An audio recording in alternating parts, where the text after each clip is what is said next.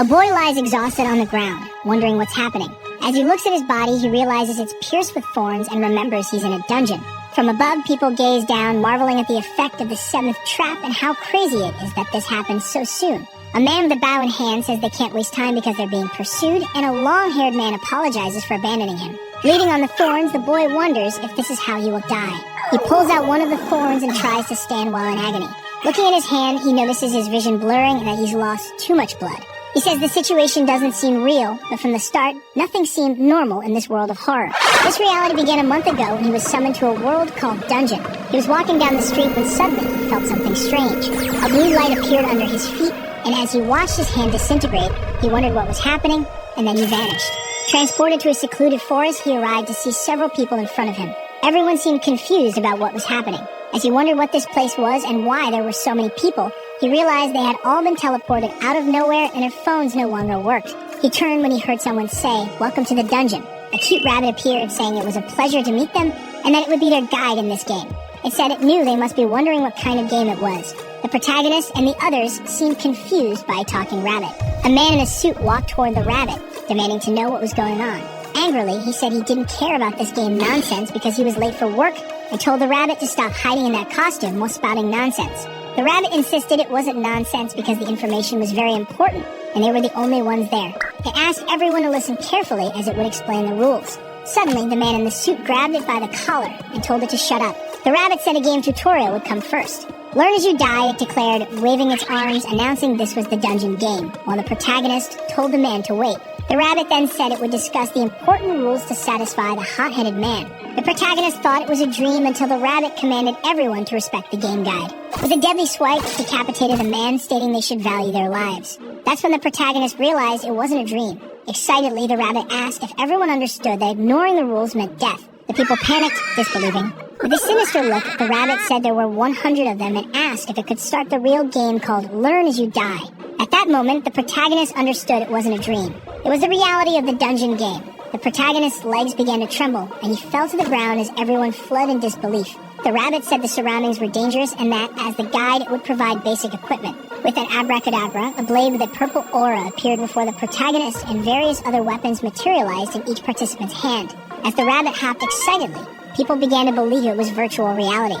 The rabbit said they could interpret it however they wanted but asked if they could start now. It said they should begin by surviving as long as possible. The dungeon game starts now, and so the dungeon game began with monsters attacking from all sides. Deadly traps claimed lives. Bodies piled up on the ground. As time passed, more people lost their lives due to a moment's distraction or mistake, and they had to start killing each other to survive. Someone kicked the protagonist in the back. He said that was all he had to eat, but the man said he was a useless member of the production class. Those belonging to the combat class were protecting trash like him, so if he commanded to give something, there should be no backtalk. The players had another type of weapon called abilities. They granted special powers like in a game, and most people received combat abilities. However, the protagonist was different. In his status window, the only available ability was to purify impurities, an apparently useless ability since it didn't aid in combat, and the most he could do was detoxify the meat of animals or monsters. The man said the protagonist should be grateful, and that he would already be dead if he hadn't been parasitizing their group, eating without even helping in fights. But then, a man with long hair appeared, asking what he was doing. This was Sioenji Wu, who said the food would be distributed tomorrow. The man with a nervous smile said the fights had been extreme that day, so he thought to recover some life, but Sioen said there were no exceptions. With a threatening look, he told him to wait until tomorrow. The man left frustrated. Sioen helped the protagonist stand and asked if he was okay. He then called the protagonist by his name, Diayuan, and told him not to mind what was said, because everyone was on edge these days. Diayuan said he didn't care, while Sioen walked away, telling him to rest because the guide said they would reach the end point tomorrow. The protagonist thought to himself that he also wanted to help. He summoned his blade and began to train.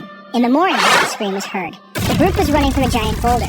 The bunny guy flying above said they would have trouble if they only looked ahead. It warned of many traps around. Sion was running with his group, and when he heard this, a trap exploded where they had been passing. Some members are hit, but he yells for them to keep running, dodging the traps, and not to fall behind because if they stop, they will perish.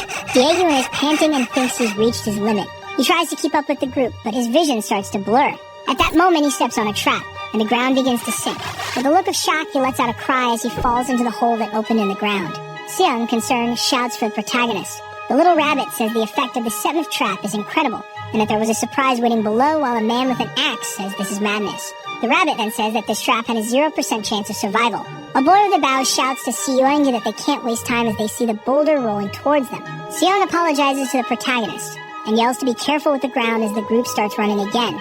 The little rabbit follows them and says he thought Seoyoung was close to the protagonist but confirmed that he has a cold heart. Seoyoung mentally apologizes again to him. From the bottom of the hole, Dae-Eun can hear a voice saying that it's been a while since the survivors got there. The protagonist realizes he can hear the rabbit guide's voice since he's still alive. As Dae-Eun summons his blade, the guide asks if he hadn't mentioned there would be a boss, and then introduces the final boss of the phase. Fallen and bleeding among the thorns, Dae-Eun believes his journey ends here. Outside, the group faces the boss, a giant stone golem, which falls after a blow from Seoyoung, and it shatters into pieces while the rest of the group celebrates defeating the last boss.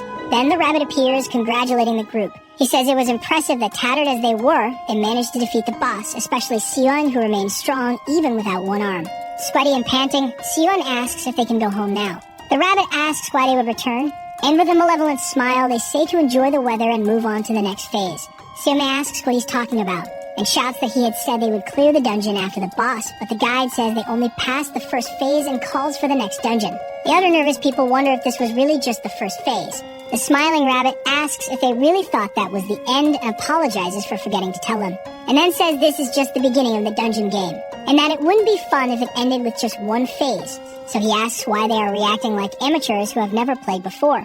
Seoyoung looks irritated as the guide repeatedly says they have no time to waste and must learn as they perish in the dungeon game. The guide asks why they look like that. Seeing everyone fallen and indisposed, he asks if they are really tired, and then says it's time to distribute the rewards for passing the phase. Immediately, all the group members start to feel better. They realize their wounds are being healed. Even Seoyoung's arm has been fully restored. The guide says he looks better with both arms, and that's the reward for passing the phase, and says to continue to the next phase while the protagonist fallen in the hole also begins to be healed. A system window appears showing the reward for completing phase 1. He then realizes his wounds are being healed, and wonders what the heck happened. When he hears the guide saying they will all go to the next phase, he tries to shout asking to be taken with them because he's still alive, but no one hears his cries. He then wonders what he should do alone there, when a system window appears saying the dungeon is resetting. The ground begins to tremble, his blood on the ground begins to disappear, and the opening of the trap begins to close. Dae-Eun remembers there would be other players, and realizes the reset is to prepare the dungeon for the next ones. After the trap was completely closed, he picks up a stone, and throws it to activate the trap and make it open again. But then he realizes he has no rope and could fall on the spikes again if he tries to climb. He starts to think of a way out, when he hears a voice asking what the meaning of this is. The rabbit appears asking why Dae-Eun hasn't died yet, and says he came to check because the trap was activated on its own and asks how he survived. Dae-Eun then explains it was the complete recovery of the survivors, and this leaves a look of astonishment on the guide. He says the protagonist was supposed to die as soon as he fell into the trap, but Dae-Eun just wants to return to his colleagues. The irritated guide says it's not that simple, and asks Dae-Eun to show his status. In his status window, there's error in place of his name. The guide confirms his suspicion and says the dungeon rules consider the protagonist as dead.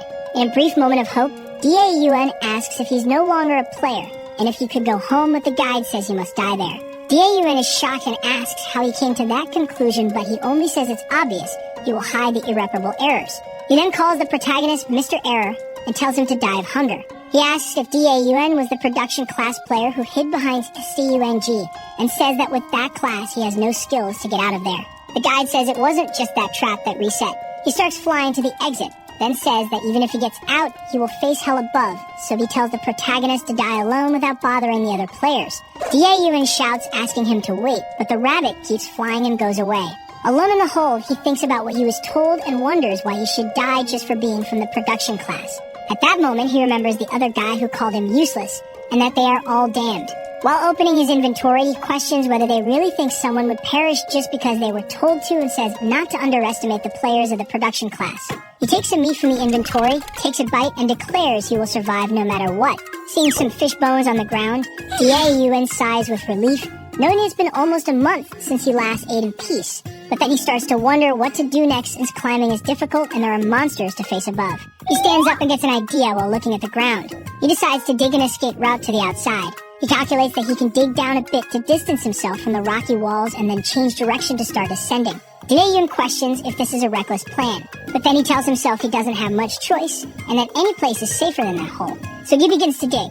Inside the tunnel, he's dirty and panting. However, he finds digging fun and wonders if he's going mad after so many dangerous situations. His hands are forming calluses, but he says it's for his own survival. Some soil sediments fall on his head.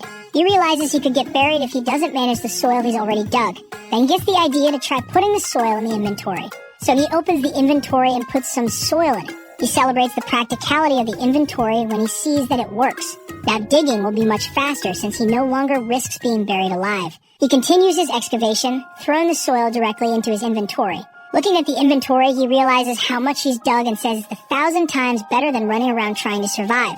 Suddenly, a light starts to shine, and a system window appears saying he's gained a new skill. The protagonist is surprised by this. The system window says it's generating the new skill, and Daun feels something completely new and incredible, a sensation as if he could shatter anything. The system window shows the skill Expert Digger, saying he can now dig better. The protagonist falls to the ground, a bit shaky and confused, wondering why such a skill exists. The system says he can dig faster according to the level, but Daun says this skill is embarrassing and wonders when he will receive a combat skill. But he soon realizes he gained this skill because he dug a lot. Then he laments that he won't have any amazing combat skills like Cungs. He looks downcast and thinks about how he was a burden to Sion, who even lost an arm to save him. Daun then hopes that Cung is alright despite not being the type to die easily. He lifts his gaze and decides it's time to test the efficiency of his new skill. He activates his digging skill and forms a ball of soil in his hand, looking somewhat confused. Meanwhile, in the trap hole, the rabbit guide appears again. He's annoyed because he told the protagonist to die quietly, and then he wonders what Daun is doing down there. The little rabbit starts entering the tunnel, thinking the protagonist is just wasting energy and wonders how far he got before dying. But the tunnel keeps extending, and he realizes that Daun dug quite a bit. He's impressed with the protagonist's determination and willpower and realizes that Cung wasn't the only reason he survived for so long. Continuing forward, he says it's not like Daun has become a mole, and that his body must be nearby. But he starts to get startled to see that the tunnel is wider, and he's shocked to see that there are even torches. Then he wonders why there are torches in that place, when suddenly he sees the protagonist passing by, whistling while holding a plate of meat. Daun sees the guide and greets him with a wary hello. The nonplussed guide asks why he's still alive, until he's shocked to see a bed made of stone. Observing the table next to it, he asks how long it has been under the dungeon. A whole room with furniture, torches, and other devices. Seeing this, the irritated rabbit asks what the heck all that is. Daun takes a ball of soil from his inventory, wets it with a little water, and starts shaping it like clay until he makes a larger plate. The guide asks what he's doing. Daun places the meat on the plate he just made and says it would be rude to receive a visit empty-handed. While the protagonist cuts the meat, the guide asks if he thinks the dungeon has become his home. And then he remembers that Daun was responsible for preparing food for his group and comments that he must have plenty of food in stock or must have gained a random new skill. At that moment, the protagonist even stops cutting the meat and the rabbit asks if he really gained a new skill. Daun, a bit embarrassed, says his new skill is digging. The guide bursts into laughter and says that explains how he did all that. After stopping laughing, the rabbit says that Daun specializes in useless things, and comments that that skill is as strange as another one of purification, but at least he could laugh a bit. Then he jumps off the bench and says that now the protagonist can die. Daun asks if the guide is going to kill him. The rabbit responds indifferently, saying that the protagonist is going to die anyway, so there's no reason to get his hands dirty with him. And then he comments that they must have finished. Daun, worried, asks what has been finished. Everything starts to tremble. And the guide says that while the protagonist was playing with soil, the new participants finished Phase 1. And he says it's a pity since it must have taken a long time to make that hideout. Daun realizes what's happening. Everything is shaking so much that it knocked down the plate with meat. And he realizes he was so focused on digging that he forgot and wonders why he didn't think of that before. The dungeon is resetting, which means everything he dug will also reset. He starts to run, dashing back to where he came from. The guide congratulates him on his persistence, but says it's too late to escape. As everything collapses, Daun falls. The rabbit keeps saying the entrance is far away and wonders why he dug so much. It seems there's no way out. Daun wonders if this is his end, while the guide remarks that he made it quite far, and adds that in the end the protagonist should have stayed put, but instead he dug his own grave. If he had stayed quiet, he wouldn't have to go through all this. However, the rabbit then notices something. The tunnel stops trembling. Daun is surprised, and the guide is also astonished, asking how this happened. Then, amazed, he wonders if the reset finished and nothing happened to that place. Next, he calls Daun a cursed bug and says the dungeon's rules seem not to apply to him. The protagonist stands up and asks if the reset is over, but the rabbit grumbles, saying he doesn't know. The guide continues to complain while Daun looks around. He notices everything is a mess, but it didn't reset. Then he wonders if it's because he's a bug. Dae-Yuan then reflects on how he received the dungeon's reward being a bug, and starts to think that he's a player who isn't exactly a player. However, the irritated guide asks what he's thinking about, and tells the protagonist to enjoy the time he has because he will die sooner or later. Dae-Yuan seems unfazed, but the rabbit continues trying to scare him, saying this place might collapse on the next reset, or maybe there's a monster under the ground. However, the protagonist remains unshaken, and the guide asks if he's so scared that he doesn't know how to react. Dae-Yuan then asks if the guide isn't capable of killing him, and comments that if the rabbit wanted, he could simply cut off his head like he did with the other guy at the start of the game. The little rabbit gets angry and asks where he got that conclusion, and says he just doesn't cut his head off because he doesn't want to get his hands dirty. But Dae-Yuan ignores him and walks away carefree, leaving the guide even more irritated, saying he's going to cut his head off. Then the protagonist lets out a smile, realizing that the rabbit really can't kill him directly. As he walks away, the guide is sweating bullets, and concludes that he's in trouble. It was exactly as Dae-Yuan guessed. The guide only has permission to kill one player. But since he already used that ability at the start of the game, now he can't cause direct damage to other players. So the guide worries that Dae-Yuan might actually get out and his superiors discover that it was his mistake. Meanwhile, the protagonist tries to invite the rabbit back to finish the food, but says it's okay if he doesn't want to. Just at that moment, pieces of earth start falling from the tunnel wall. Suddenly, it begins to crack, and then a strong jet of water bursts onto the protagonist. A lot of water is coming in. The rabbit is happy to see that the underground water current broke the wall. Soon starts laughing, saying the water will flood everything and now the protagonist will drown. Dae-Yuan thinks the reset made the cave walls fragile. Then the water starts to carry him. An intense current takes over the cave with no sign of Dae-Yuan so far. But he manages to emerge from the water and quickly opens his inventory. Then he heads to the hole that opened up and says he's going to stop the leak with earth. He begins to pour the balls of earth from his inventory.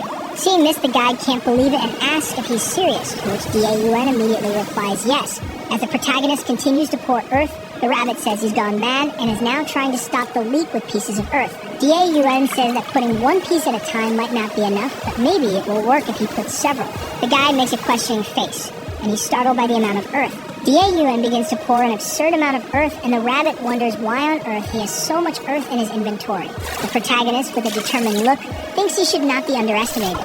He tells himself he's going to stop the leak using all the earth in his inventory.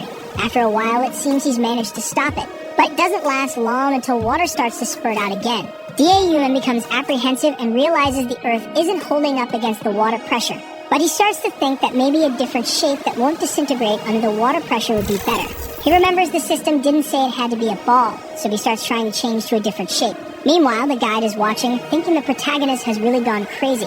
The water starts to spurt out stronger, and Dae-Yuan starts to plead, almost begging for his ability to change the shape of the earth. The water is almost covering him, but he manages to make a brick-shaped earth. Even underwater, he doesn't falter and celebrates his achievement. Shortly after, the guide is incredulous. The leak has become just a drip. Dae-Yuan says he thought he was going to die, and the guide still can't believe he managed to stop the leak. The exhausted protagonist says everything started to go wrong after the rabbit showed up there and asks if he's trying to sabotage him. The guy gets angry again and tells the protagonist to give up and die already. Dae-Yuan says he almost died. The rabbit continues to be surprised that the protagonist stopped a big leak, and thinks to himself that not even with a combat ability would it be possible to do that. The guide starts to worry again and thinks the protagonist is too dangerous to stay alive. But suddenly, Dae-Yuan calls out, and the rabbit wonders if he's accidentally become friends with him. The protagonist mentions he was worried because his water supply was running low. But thanks to the leak, a well is formed in the cave. The rabbit then says the water might be poisoned, and that Dae-Yuan will get diarrhea if he drinks from it. However, the protagonist uses his purification ability, and says that now he can drink, which irritates the rabbit again. Dae-Yuan looks at the well thoughtfully. The rabbit asks what he's going to do. With a smile on his face, the protagonist says that now they can put some decorations on the well. Despite the rabbit's denial, Dae-Yuan starts building something anyway, and the guide is surprised to see him make a brick ledge in a matter of seconds and realizes how much his skill has improved. Dae-Yuan continues to carve something on the wall and says it's the climax of the decoration, making the lion's head fountain despite the rabbit saying it looks like a cat that's been shot. Dae-Yuan places his hand on the mouth of the sculpture and uses his digging ability. Then water starts to gush from the fountain. The little rabbit is annoyed and says the protagonist is doing whatever he wants and asks why he's so unnecessarily detailed. But Dae-Yuan questions if he knows how scientific that design is. He points to a pipe that connects to the water source and says that besides helping to reduce the water pressure so it doesn't explode again, it also prevents the water from spoiling by staying still. And then with a very modest smile, DAUN says that such a brilliant job could only be done by a prodigy and wonders if he deserves some achievement for it. Immediately afterward, a glow appears in front of him. The system says he has acquired the achievement of building a well with a lion's head fountain. DAUN doesn't understand what that is, and the rabbit can't believe it either. The protagonist is astonished by such an achievement, while the guide can't believe there's an achievement for something so foolish. Next, the system shows that the reward is that fish will inhabit the fountain that DAUN built. The protagonist is somewhat confused. The rabbit looks displeased, when suddenly a bright glow appears in the well, and in the blink of an eye, fish appear in the water. The rabbit still refuses to believe this is possible. The protagonist celebrates mega happy because now he doesn't have to worry about dying of hunger or thirst, while the guy continues to wish he would die soon. A tear runs down DAUN's cheek, happy to have his efforts rewarded. He celebrates that the gods are helping him while the rabbit is annoyed and tells him to stop hoping. Sometime later, there's smoke in the middle of the forest, smoke coming out of a hole. Inside, DAUN is barbecuing with the spikes from the trap that almost killed him before. The guide laments that the precious dungeon trap is being used to roast meat. The protagonist wonders why he didn't think of that before, and the rabbit calls him an idiot. DAUN says he's happy to have had the idea of the barbecue. He then says the guide must be hungry too, since it was he who gave the idea of roasting the meat after cooking. But the rabbit says everyone eats like that because it gives a smoky flavor. The protagonist says the guide can get lost if he's not hungry, but the rabbit retorts that he'll only leave after seeing him dead. Despite this, DAUN thanks him and says he was sick of always eating the same thing. Then he offers a piece to the guide again, tells him to take it and thanks him again for the idea.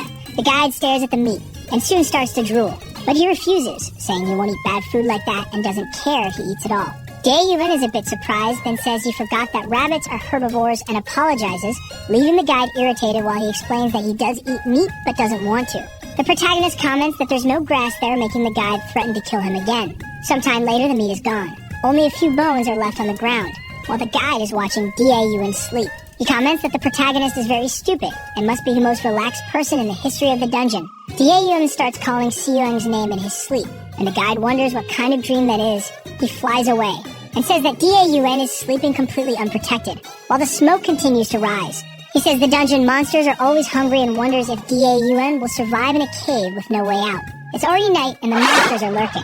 The guide with a malicious smile says he hopes DAUN had a fantastic last meal. Meanwhile, the protagonist continues to mutter words in his sleep. Suddenly, he hears the sound of a paw stepping on the bones and the giant boar monster appears. Each step shakes everything. He continues to enter the cave until he reaches where DAUN is sleeping and ironically saying he wanted pork belly. The boar approaches and starts sniffing the protagonist, who continues in deep sleep and tells him not to touch him. DAUN says he's not angry while the monster sniffs his face, and then he punches the boar's snout, shouting that he's not angry and to eat all the meat. He looks to the side, still sleepy, and is startled to see a horned boar. DAUN starts to sweat coldly and wonders if he's still dreaming. But his doubt is confirmed as soon as the boar headbutts and completely shatters his bed. The protagonist is sure he will die with just a scratch if the monster hits him. He still tries to talk to the boar and asks if he can understand him like the rabbit, apologizing for hitting him. But the boar doesn't understand, and the protagonist realizes the monster is just hungry.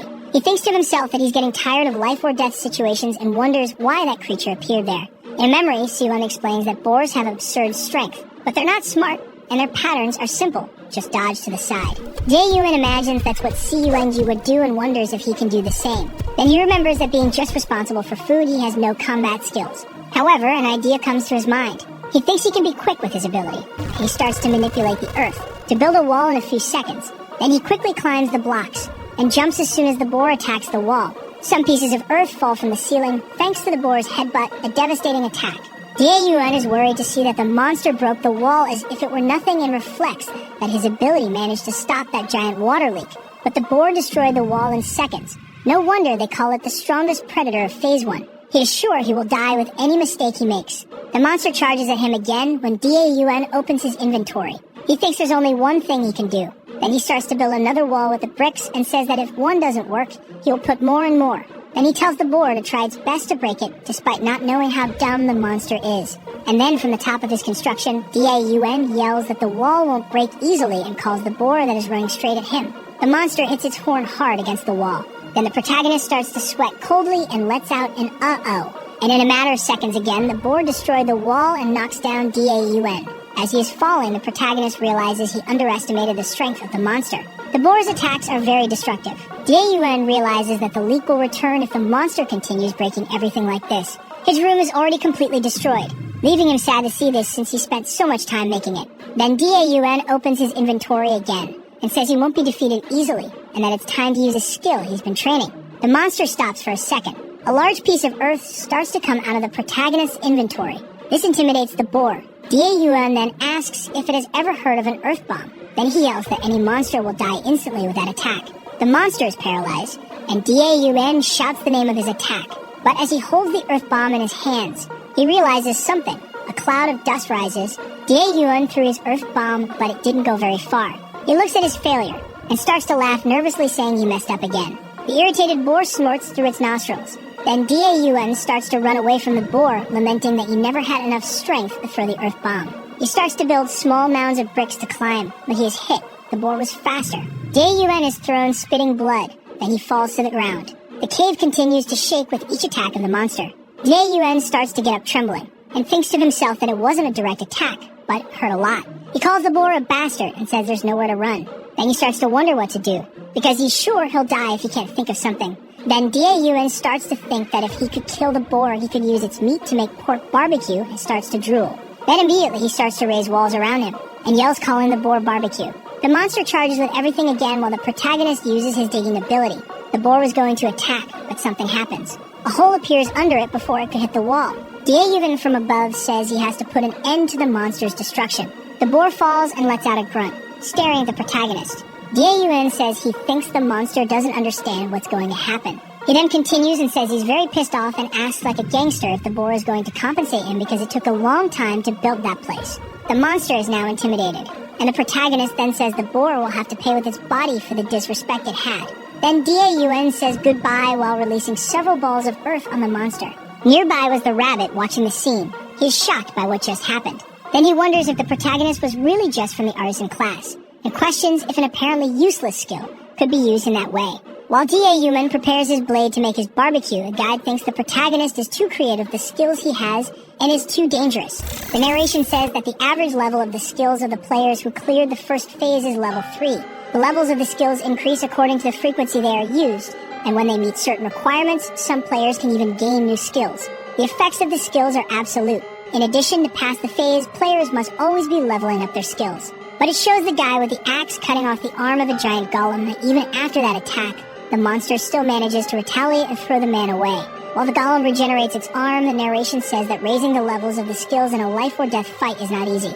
Back in the cave, the rabbit has the same incredulous face as always, thinking that the digging skill is at a very high level because Daun uses it all the time. While the protagonist is unearthing the boar, the guide thinks to himself that his skill is not even combat. Daun spots the rabbit and calls him to see the boar. The guide already starts to get irritated, thinking that the protagonist is a pest in the dungeon. Sometime later, Daun is sharpening his blade, and with 2 knives, he approaches the boar to start preparing the meat. While cutting, he thinks to himself that slaughter is only about speed, and that the meat can spoil if not treated soon. Within 2 hours in a room temperature place, he says his skill might be able to kill the bacteria, but spoiled meat doesn't taste good.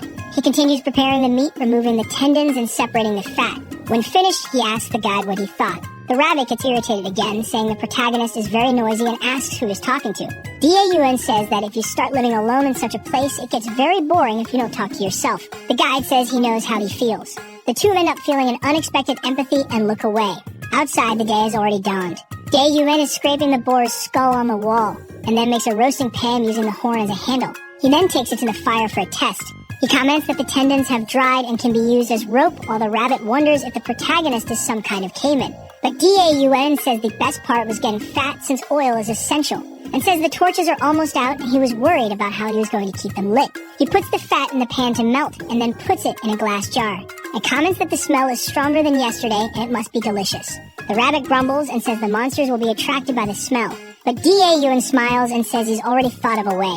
He leaves the roasting pan on the fire, steps back a bit, and pulls a spike from his inventory, leaving the spike on the ground. The protagonist then says the rabbit said the other day that falling into that trap is certain death, and says he can use that trap for hunting. The rabbit makes a face of displeasure while Daun says he saved some spikes in the inventory, but they reappear with each reset. Then he finishes placing the spikes on the ground and asks what he thought. The guide says the monsters are not idiots, and they won't come with the protagonist saying there's a trap there.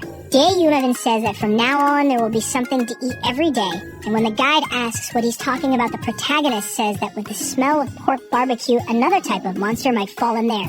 Right after that, they hear a noise. The rabbit looks in disbelief. There at the opening of the hole is another boar, and the guide already starts saying that it's not a place for him to enter. But it's no use, and the creature jumps into the hole. The rabbit yells, calling him a stupid pig. When falling, the boar causes a rumble that raises a lot of dust. Yuna looks and celebrates seeing that his plan worked and that he caught another one. The guy gets irritated and starts asking why the hell the boar jumped. Yuna, almost drooling, gives a little laugh and says he won't have to worry about food anymore, while the rabbit keeps repeating that he hates him. Time passes in a new season, and soon there's another boar at the edge of the hole. He was attracted by the smell and drools from above, steamed Yuan's barbecue, and smelling that succulent meat he can't resist, and jumps all in without knowing he's going straight to his death. When he falls down there, he starts to grunt, and when he looks up, there is Yun saying he is bigger than yesterday's boar. The protagonist, all happy and humming, welcomes him. Yun is by the fire roasting the meat. When he goes to get another piece in the bowl, he hears a rumble, and everything shakes. However, the protagonist looks unconcerned, and then he sees that he caught another one and says they are not smart, and that he's getting tired of them showing up all the time. And then he says they could at least make their meat taste bad since he's starting to get fat from eating so much. But suddenly a glow appears around him. Meanwhile, somewhere else, someone holding 2 blood-soaked swords says it's over. It's Seoinju almost died this time. His group appears asking if he's hurt. He says he's fine and asks if the group is okay. The other group members are amazed to see a mountain of boars that Seoin killed alone. He says he was fortunately not hurt and asks how things went on the side where Ehowayo Hyunjin went. Hoayol is the guy who uses an axe. He says he had a lot of people with him and apologizes for having separated from Seoinji and for not being able to help. Seong says it's okay and that he won something. Then he says he killed 100 horned boars and gained a skill. The system shows the achievement, Horned Boar Slayer, and the reward is the skill strength of the Horned Boar. Everyone in the group is surprised that there is such a skill. Seon explains that the skill is limited as it lasts 10 seconds and has a cooldown of 100. But then one of his colleagues comments that the skill increases strength and vitality. Hoyuo says it's an incredible skill, and that Seiyuenji is becoming a monster.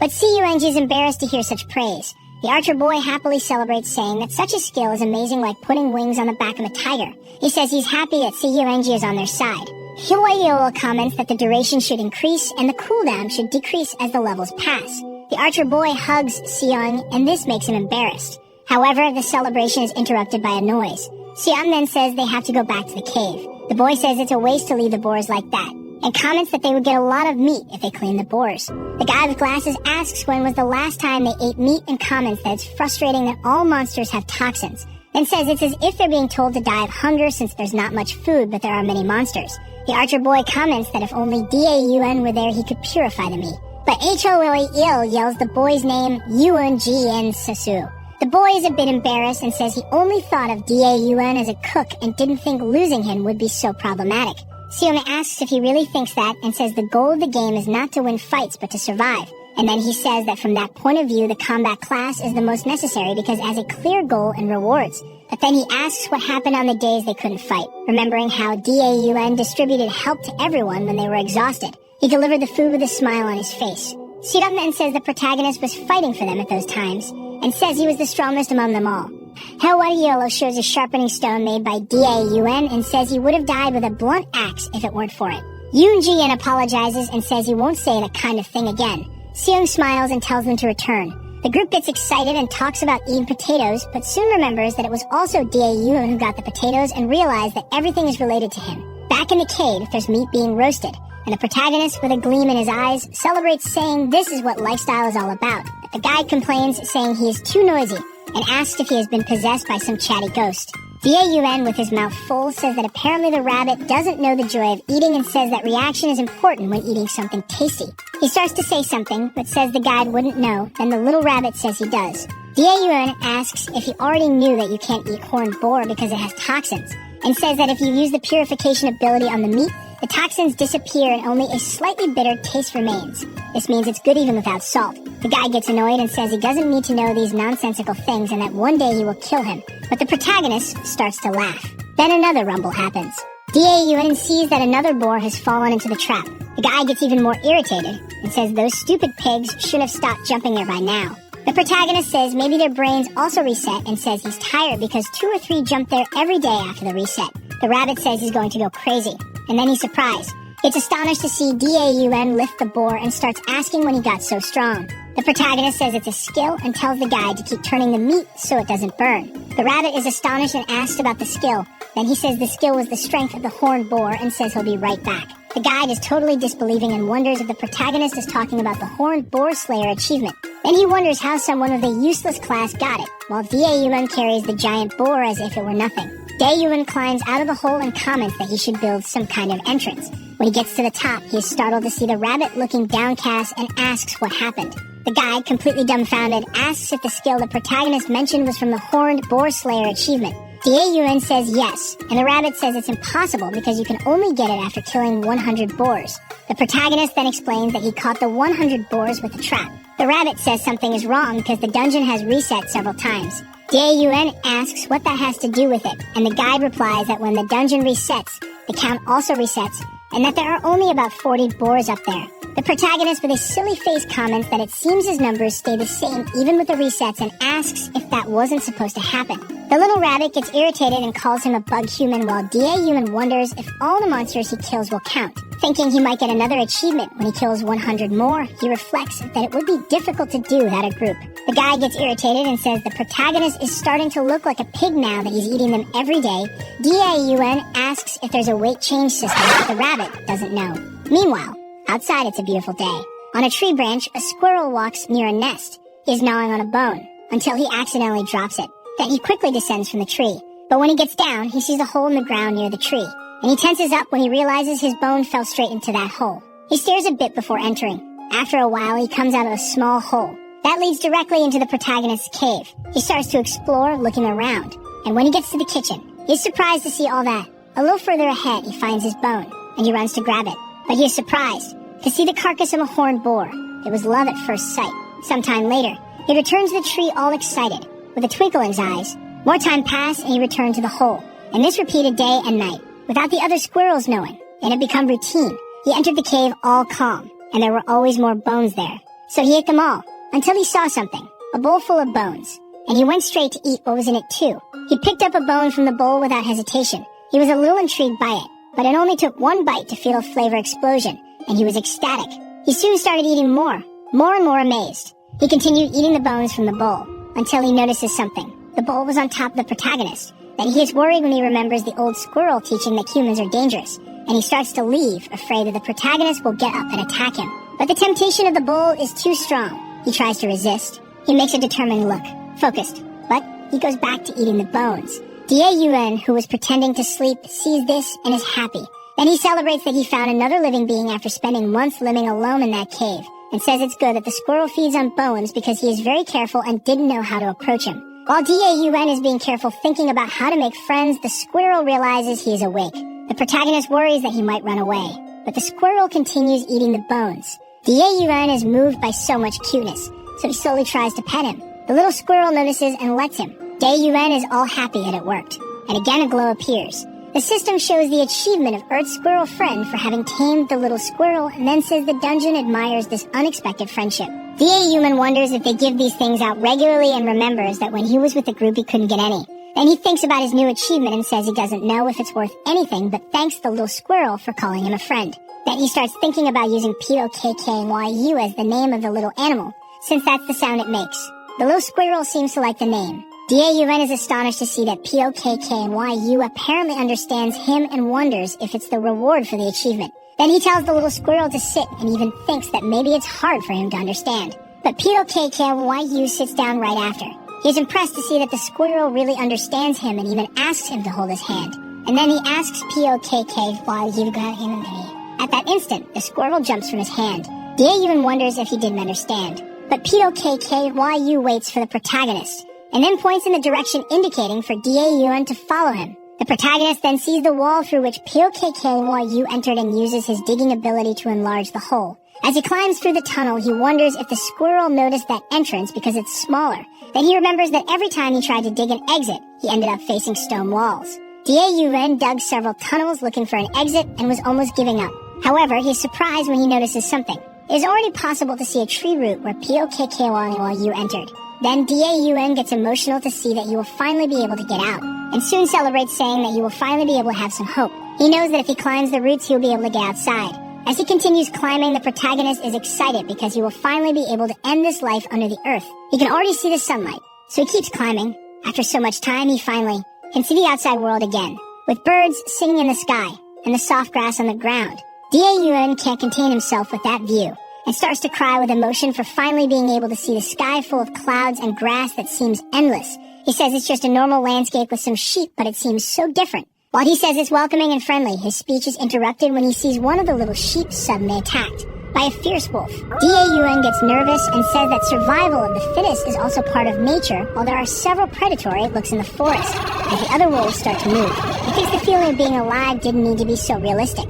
The protagonist starts to sweat coldly and turns pale because he knows that packs of wolves are known for having no mercy, and then thinks it's unfair to die right after escaping. The wolves start to growl and go into the attack. Da-Yuan already prepares for the worst. Then he crouches, but the wolves pass straight by.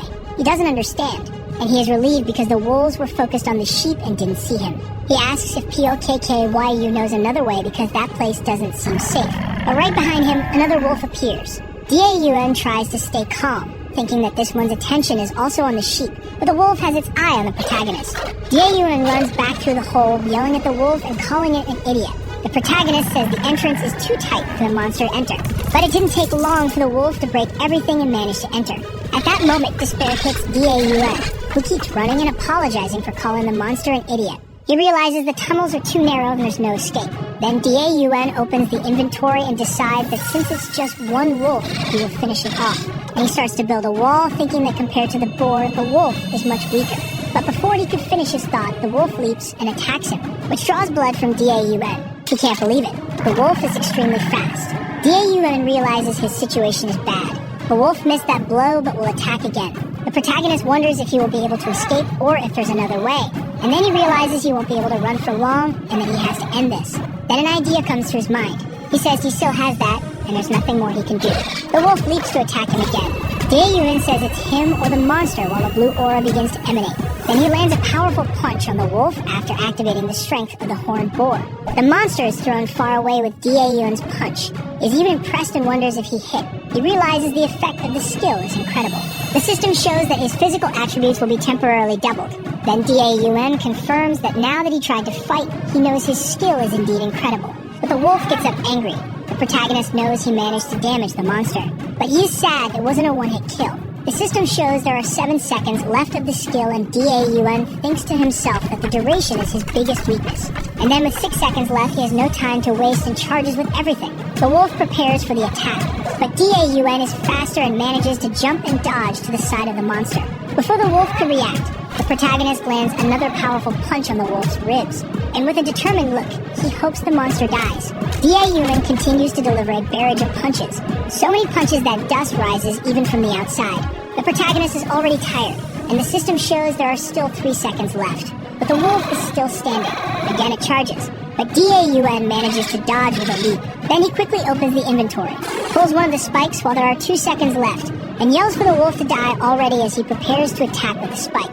The monster growls at him, but Da-Yuan manages to hit the spike on the wolf, but the monster attacks him with its tail. This attack ends up throwing the protagonist against the wall. Even with the spike embedded in its neck, the wolf is still alive, while Da-Yuan wonders how this damn thing has so much energy, and says this won't end easily. The system shows that the strength of the boar is on a cooldown of 99 seconds. The wolf stares at him angrily, but Da-Yuan has understood the pattern of the monster. Its most dangerous attack is when it leaps to slash using its front claws, but after that, this attack is on cooldown. The protagonist asks if they can't have a truce for just 90 seconds, but the wolf launches another attack. As Da-Yuan prepares to launch his last attack, the monster is about to bite him. At that moment, the protagonist says he should have used his paw. Then before the wolf could bite him, Da-Yuan uses the digging ability right into the wolf's mouth, and the monster is caught by surprise. Sometime later in the cave, the guide appears wondering what happened since the protagonist isn't making meat. He says something is wrong, and says that Da-Yuan must be doing something bad until he finds him. The rabbit can't believe that the protagonist is dressed in bone armor. Da-Yuan says the armor turned out quite good for something made in a day. He says he made it because many dangerous things happen these days. The guide is shocked to see the skull of a plains wolf and wonders if Da-Yuan finally found a way up there. The protagonist says yes, and the rabbit already asks why he is still there. Then he says it must be because that place is comfortable and tells Daun to keep living there. Then he comments that the protagonist even got a little pet. But Daun, determined, says he will leave.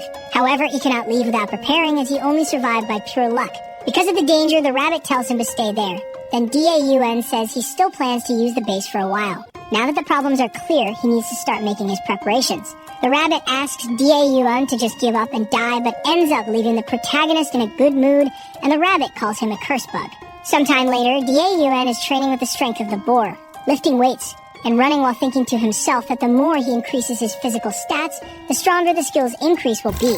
Since he is using the skill a lot, the system shows that its level has increased and even the duration and cooldown have improved. Daun reflects that he was lucky last time, but wolves move in packs, and even if he tries to face them one by one, there are no guarantees that it will work.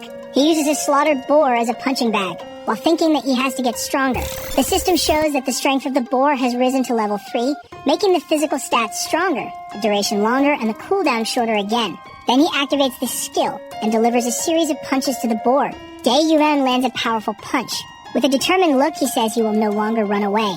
In the forests, some wolves are quite carefree until they notice something coming their way. Suddenly, Daun jumps out of the bushes. He's happy to find only 2 wolves. Then the protagonist activates the strength of the boar and throws a thorn at one of them. The other manages to dodge and already advances towards Daun. He then says he will show the result of his training and lands a punch that makes the monster fly and hit a tree. The impact was so strong that it destroyed the tree. Right behind the protagonist appears the first wolf about to bite him, but he has already noticed and says he knew it wouldn't die with just one hit. Then he lands another punch on the wolf and says he will hit it as many times as necessary. While the monster is thrown to the ground, the second wolf gets up. During the fight, the guide realizes that he has become very strong, and Daun himself feels full of power and wonders if this feeling means he is strong. He then says he feels he won't lose and wonders if he has become unbelievably strong. But the rabbit cuts his wave and says he's not that much since Seoeng could kill 10 wolves in a second. Daun says anyone is weak compared to Seoeng, but the rabbit says the boy Jian Duhu killed 3 wolves alone. Suddenly, one of the wolves starts to howl, and the rabbit mocks the protagonist, saying that now the pack is coming. He warns that about 3 wolves are coming and that Daun is lucky because usually there are more than 5. Then he asks if the protagonist will be able to defeat them all before the skill's time runs out and asks him to show his power. Daun then asks if the guide knows what the best part of his skill is. Then he says it's the increase in physical stats that is now 2.4x, which means he can run away 2.4x faster than normal. The guide is incredulous and asks if he's really going to run away. Then he asks if the protagonist doesn't have the honor to face them. But Daun says he only cares about something called life. Right after that, he jumps back into the cave hole. The rabbit says that usually players get obsessed and fight so much that they end up dying. Then he gets angry and tells the wolves to attack that hole. But Daun makes an earth wall and prevents them from entering. The monsters even try to dig, but it doesn't work, leaving the guide trembling with rage. He yells calling the protagonist a damned bug player and swears that one day he will kill him. Inside the cave, Daun says he managed to find some isolated wolves thanks to POK Kevin. But now that they are in a pack, it's not easy to deal with, and then wonders what to do.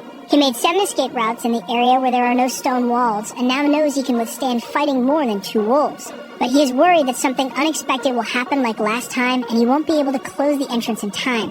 Even if he flees to the hole, there's nowhere he can hide. So he tells POKK and YU that he has no choice but to need his help. Daun asks his little squirrel to find the wolves that have separated from the pack, and tells him not to get too close and to be careful. Then he says he will start the preparations. Outside there are 3 wolves that have just hunted a sheep. Daun is going to put his plan to practice and says the distance is perfect. Then he opens the inventory. Meanwhile, the guide is watching, asking if he is some kind of mole for having made so many holes in the region. The protagonist says the rabbit has this horrible habit of appearing behind people. The guide then grumbles and says the most important thing is to know what Daun is going to do and asks if he's going to shoot a laser beam or something like that. Then the protagonist says it's almost that and says this is his long-range combat art. The rabbit says he doesn't have any such skill, but Daun says it's possible to throw earth balls using the strength of the boar. Then he activates the skill and throws a thorn as if it were a spear, saying this is the safety first attack.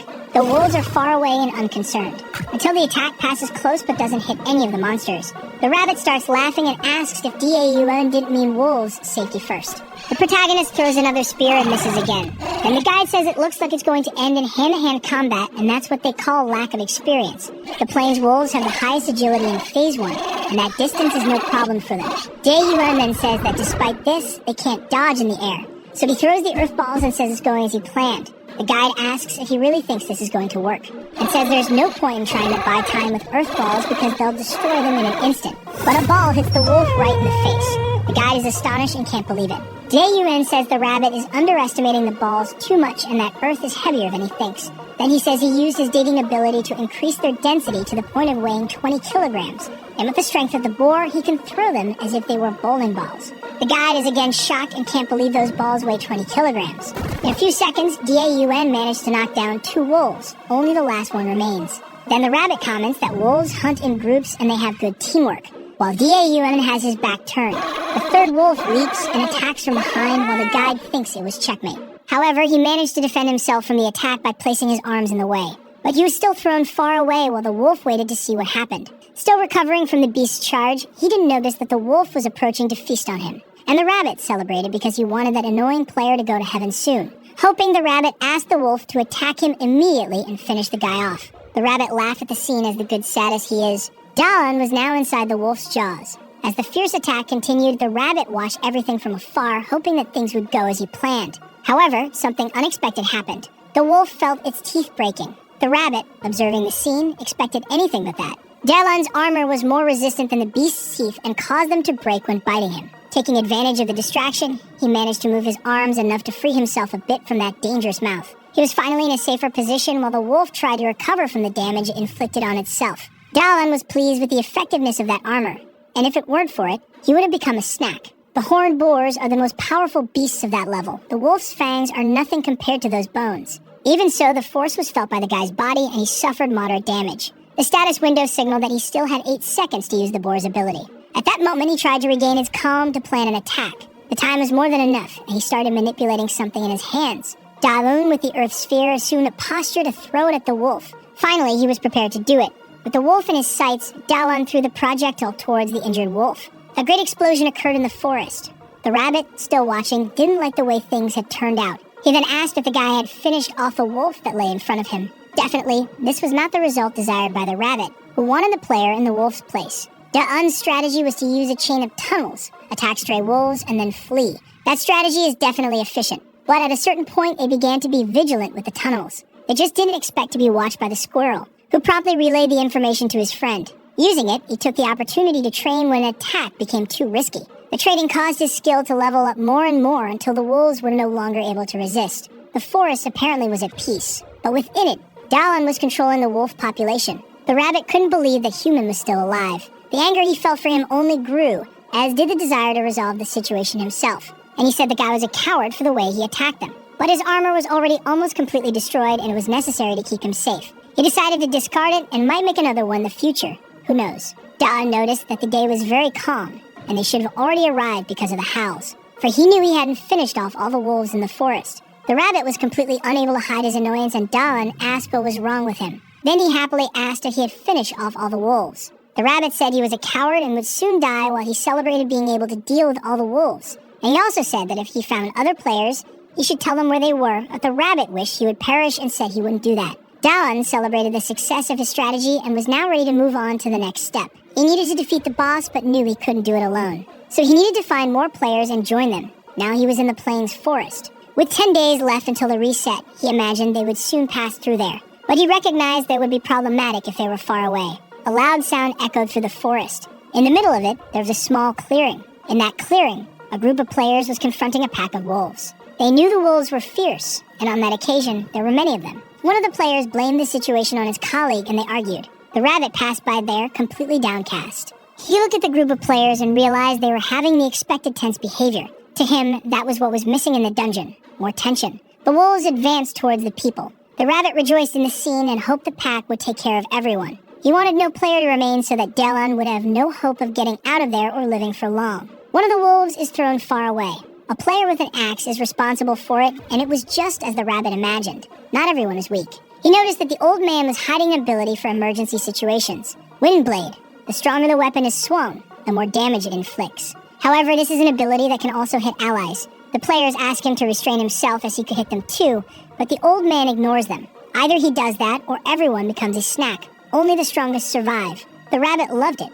This was the spirit of the dungeon. The most cruel monsters are always the humans. The rabbit hopes that the reckless one ends up killing all of his allies because if everyone dies, Dalan will be left alone. But the guy is planning his life thinking he should go to a higher place. Dalan is happy to have gotten out but doesn't know what to do now, and the rabbit won't take him to them. He asks Pakyu if he can imagine where the others might be. He wants to know where the humans are, and the squirrel becomes thoughtful. But he gave up insisting because he knows his friend doesn't know everything. He can't search because it might put him in danger, but he also can't face the boss alone. He thinks about building something to help him find them, like an observatory. It's a waste to think too much and not execute, and he is confident in his building skills. And for that, he'll need to get above the tree canopy. So he started summoning earth bricks. The walls will be made of earth, and it will be easier to do since he has experience with the material. It might collapse since there's no cement, but he learned a technique that could reduce this risk. He brings his hand close to the bricks. He can change the shape of the object with his hand and intends to fuse the bricks with his digging technique. It's not a stack of bricks, but rather earth, and it won't collapse so easily. By the end of the day, he managed to accomplish a lot and was quite tired. In about 10 hours, he completed the task. He looks up at the sky from where he stands, and he contemplates the beauty of the forming twilight. Far away, blood flies through the sky. The rabbit roots for the conflict and says they'll need that food if they want to fight tomorrow. He is pleased that the players have adapted well to the game, and he comes across a type of person he doesn't like who is looting a body. He thinks that this player must have many items in his inventory. The guy doesn't know, and the rabbit introduces himself as the guide of all this. He said he hadn't spoken to him, but that construction wasn't there yesterday. It's the first time the rabbit sees something like this. He is upset, and only one person there could be capable of that. At the top of the tower, Davlin is building something else tired. His hands are quite shaky, and he finally completes that small object. The rabbit appears beside him and asks what he is doing. He says that he scared him and that it's important, and that the rabbit should be working. But he says Dallin only does things that hinder his work. He said that Dallin has a lot of free time, that now he stopped making tunnels and is making towers. Dallin asks the rabbit how long he thinks it took him to make that tower. He said it only took 4 hours, and the rabbit didn't believe it. It was difficult at first, but it got easier with the skills he acquired through achievements. Just with that tower, there were 2. The first was as an observatory. Everything he sees from there appears on his map, and he shows it to the rabbit. It's updated in real time and even differentiates hostile monsters and players for neutral people. The rabbit doesn't believe it, and Dallin said he has already tested it. Navin wants to know what other achievement he obtained. He imagines he got it when he finished the 5th tower. A beam of light appeared. Builder's reward, a new building skill, was granted to him, and the construction time was reduced by half. He said it helped him so much that he didn't even need to rest. With the skill, he builds so quickly that he can invest his time in interior decoration. He pointed to a place where he said he would put the bed, much to the rabbit's displeasure. He imagines Dylan has completely lost his mind since he is getting so many achievements. If he finds other players, they could turn that into a giant park, and the rabbit doesn't want that to happen. He is too dangerous alone and will make sure he stays that way. Dallin asks if the rabbit is already leaving, and asks him where he can find more people because he hasn't found anyone yet. The next day, the players observe the tower that wasn't there the previous day.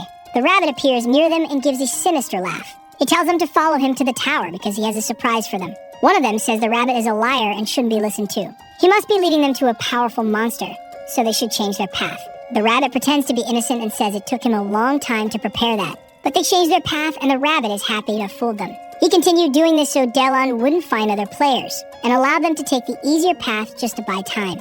Maybe this way Delon would perish. Now the time has come to finish them all. Delon analyzes tracks on the ground, but it's just a group of monsters. But something on the map catches his attention. There were many signals on the map now. 10 signals appeared there suddenly. Then even more appeared, so many that he couldn't count them. Delon is scared because he can't imagine what it could be. A monstrous rat is running, and with it, there's a horde of other rats. They are advancing through the forest without stopping, leaving a trail of destruction in their wake. The trees tremble with their advance. If Dallin had taken any longer, he would be in trouble and is glad to be near his tower. Every 4 weeks after the reset, the rats descend from the mountains, devouring everything in their path. Dallin had been counting the days for this, but forgot for a brief moment. Another reset is on the way, and it's at this moment that he has an epiphany. If players don't appear on the map, it's because they've died or moved on to the next stage. He thinks he can stop looking for them now and head to the beginning. The squirrel tries to say something to him and makes a funny face. Dallin says they don't need to worry about the rats. They just need to pay attention to the map.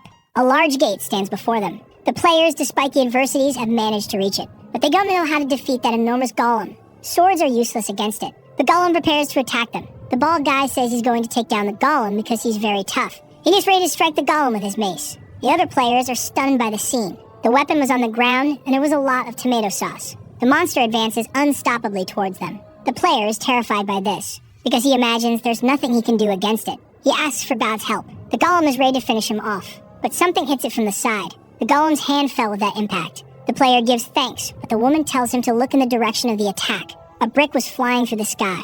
Dallon has arrived and is using the boar's strength to throw bricks. This golem is different from the map monsters, so it's possible that it's the boss. The player doesn't know why Dallon is so strong, and the woman asks him to be careful. The golem continues attacking with its remaining hand. Dallon prepares to throw another brick. This time it hits the side of the monster's head. A large hole was formed. Now it turns towards Dallon. The golem is enraged by this trick. Dallon realizes that it might be better to run now. The golem is fast and is already very close to him. Dallon doesn't know what to do now, and he remembered when they defeated the boar. They stretched a rope across his path, causing the beast to fall. And so they managed to strike its vulnerable belly. Dallon said that it was very well planned. Sung said it was nothing and uttered a cliché phrase. The bigger they are, the harder they fall. Dallon throws another brick at the golem. This one hits its leg at knee height. Dallon waits for the impact's result. The other players watch, very surprised. The golem began to fall to the ground. Dallon is pleased with the result and thanks Sung for the advice. The golem tries to get up after the fall. It doesn't move and must be trying to regenerate its missing leg. But that didn't matter because now Dallon had plenty of time to finish off that immobile monster. And he throws another brick at it, but nothing happens. The brick falls to the ground and the golem remains intact. A window appears for Dallon, startling him. The boar's strength is on cooldown and will take 70 seconds until it can be used again. The golem is now fully regenerated and ready to finish off the players. It attacks Dallon, who manages to dodge. He fell nearby and prepares to react. Dallon arms himself with an earth brick in his hand. He threw it at the golem, but nothing happened. The golem, enraged, brings his arms together. He doesn't understand what it's doing. The monster begins to concentrate its strength and prepares to strike the ground with all his might. He slams the ground, causing the earth to tremble. The other players are terrified and wonder what happened to the guy.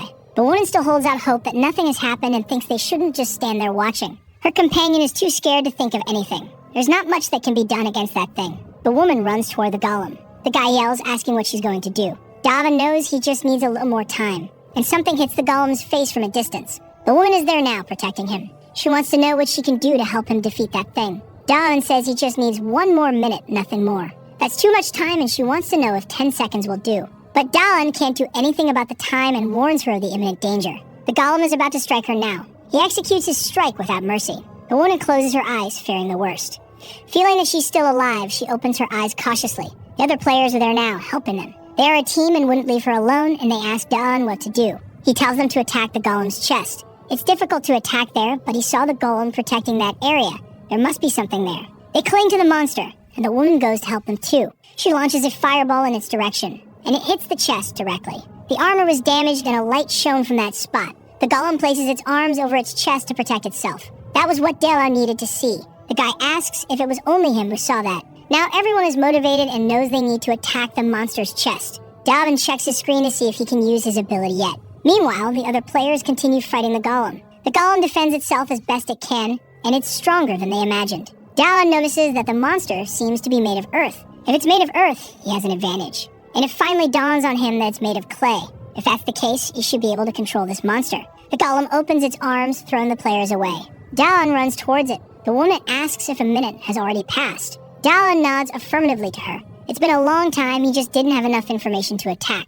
The golem regenerates, so it needed to be studied. And those people risked themselves, so he could react. The time he gained allowed him to plan his attack. He's grateful to them for their effort. He crouches down and is already using the boar's strength. He jumped towards the golem with it. The players watch Dallon in amazement. The woman also can't believe what she's seeing. Dallon is high up, heading towards the golem. He prepares one of his hands to attack, and manages to pierce its chest, going right through it. He looks back as the beast loses its balance. The golem now collapses into a great pile of earth. Dallon is pleased that his strategy worked. The other players also celebrate. The woman is happy that everything worked out. Now his digging ability has reached level 9. The experience was so much that he also reached level 10. The boar's strength is now at level 5. The players go to him, cheering him on as they manage to defeat that beast. The rabbit is furious with their success. He burns with hatred for Dallon. The players begin to complain to the rabbit, who promised to send them home as soon as they defeated the boss. He's upset that Dallon's ability worked on the golem. He's deeply irritated by this. He says the game isn't over and that they have to go to the next stage soon.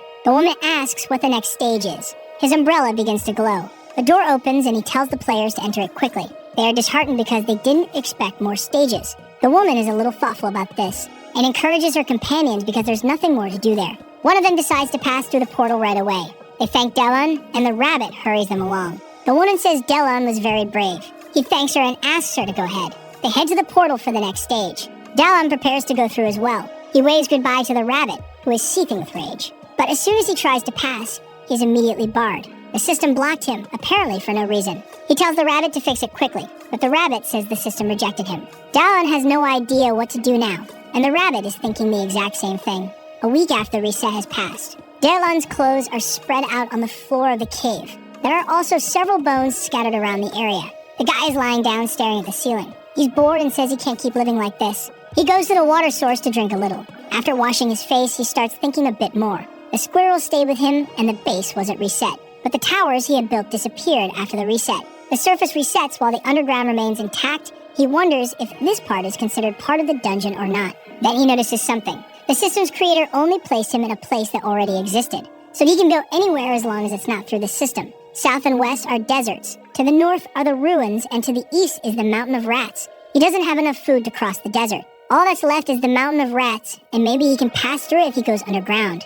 He's pleased with his idea and decides to give it a try. He's now to the east in the forest. He hit a wolf on the head with a stick. Around him, some wolves are writhing from the blows. Another one tries to attack him by surprise, but he manages to dodge just in time. Opening his screen, he attacks it. He summoned an earth block over it, crushing it. The wolves keep coming and the boar's strength is on cooldown. It was time to use his other abilities. He builds a small tower that places him above the wolves. Dallon is quite happy with this distance now. He can't be attacked there but can attack the wolves. The rabbit is upset because Dallon is getting stronger and stronger. He descends, boasting, and the wolves are down now. And he tells the rabbit that he's heading for the mountain, and the rabbit can't believe it. He looks at the rabbit suspiciously.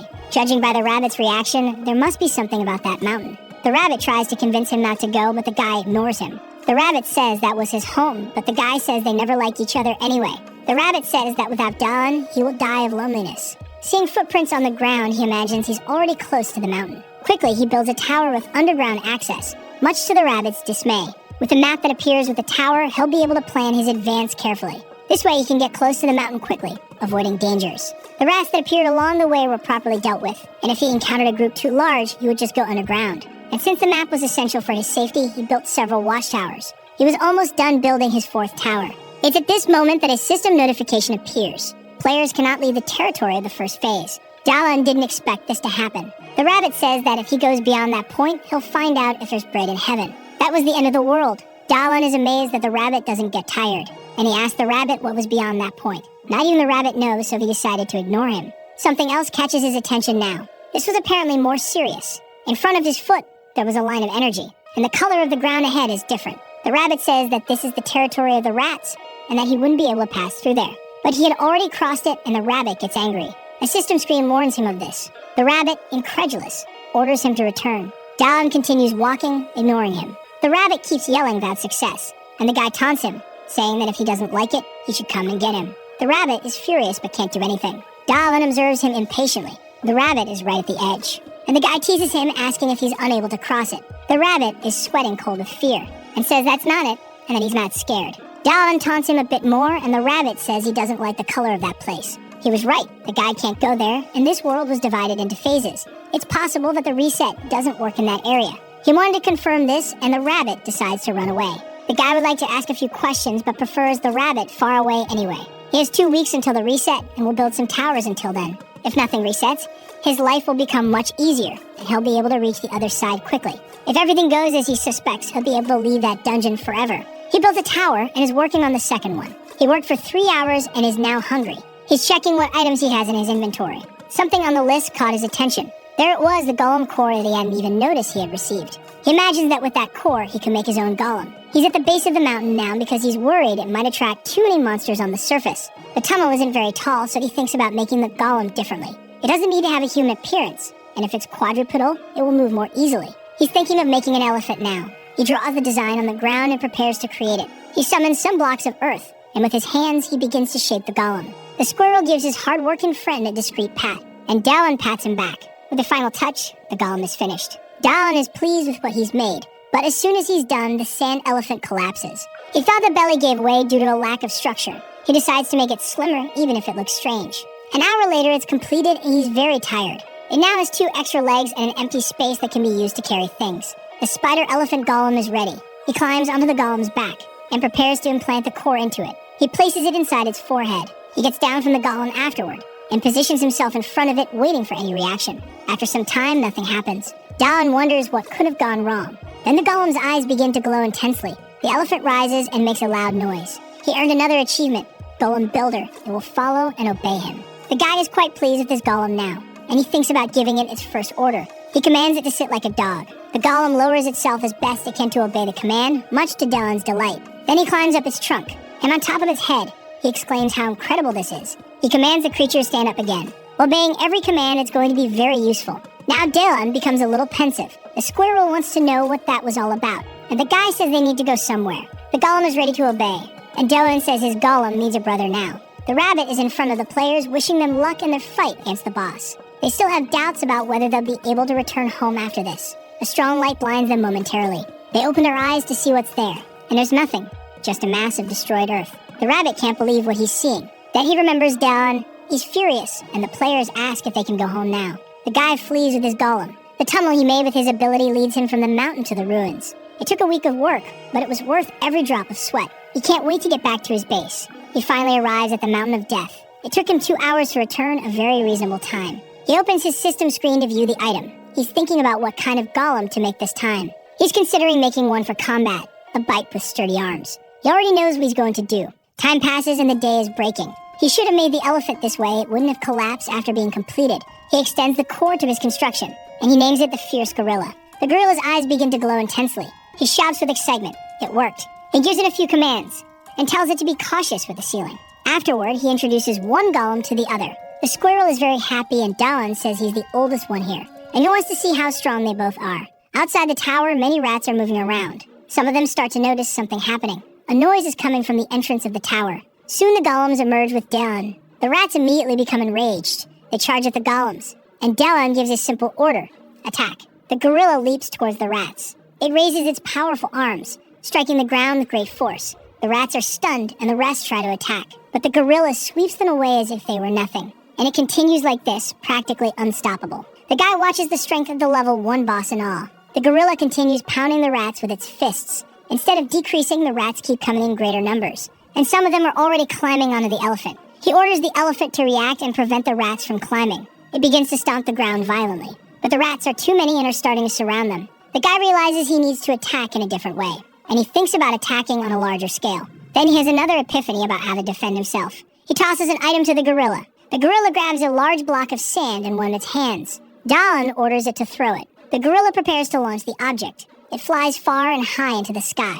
The block crashes violently on the rats. Dawn is pleased with the result and asks the elephant to move closer to the gorilla. Then the guy climbs onto the other golem. Now he asks the gorilla to extend its hand. This way he can place the cubes quickly, and orders the golem to continue attacking the rats. And so it does, using the cubes. Each throw crushes several rats.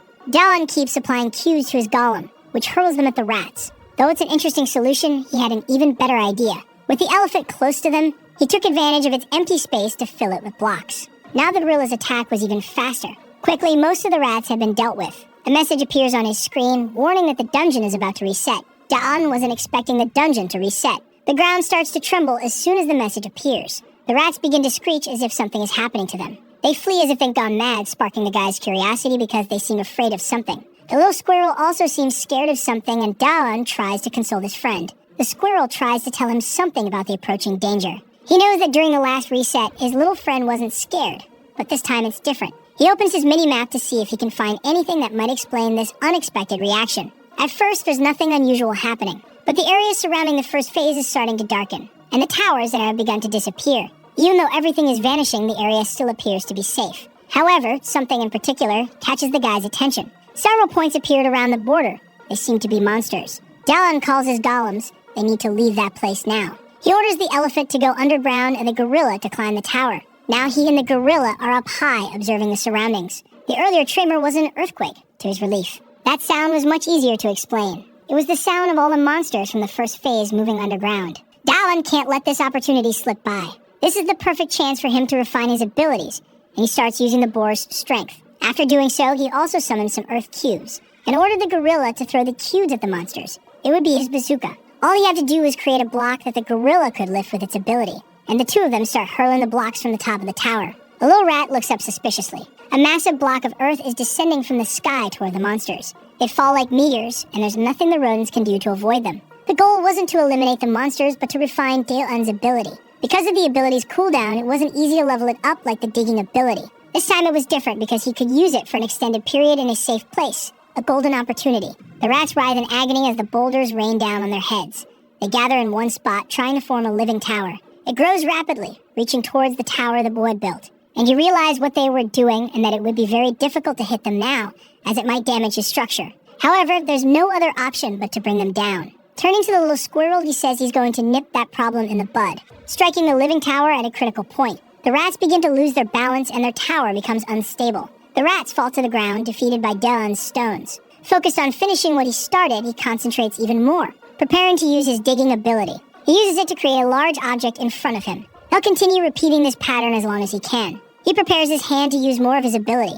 In front of him now is a block decorated with numerous spikes. He says the gorilla can do its job with that. The beast lifts the spike block with its immense strength, and using its power, it hurls it toward the monsters below. The spiked cube spins rapidly in the air. Its fall was intense, leaving a trail of destruction in its wake. A large trench was created by the impact, clearing the rats that were in the block's path. Daeun is amazed that this idea was so effective. The light discreetly appears in front of him. The system informs him that he has finally mastered the digging ability. He never imagined there would be a level beyond 10, and the boar's strength is now at level 7. From the top of his tower, he concludes that all of this has been very productive. He wants to leave the tower and tells his little squirrel that they're heading back to the base. Night is approaching in this barren land. Now that everything is quiet, he wonders if all the monsters have really left that place. Looking at the map, he guesses they've hidden in the caves.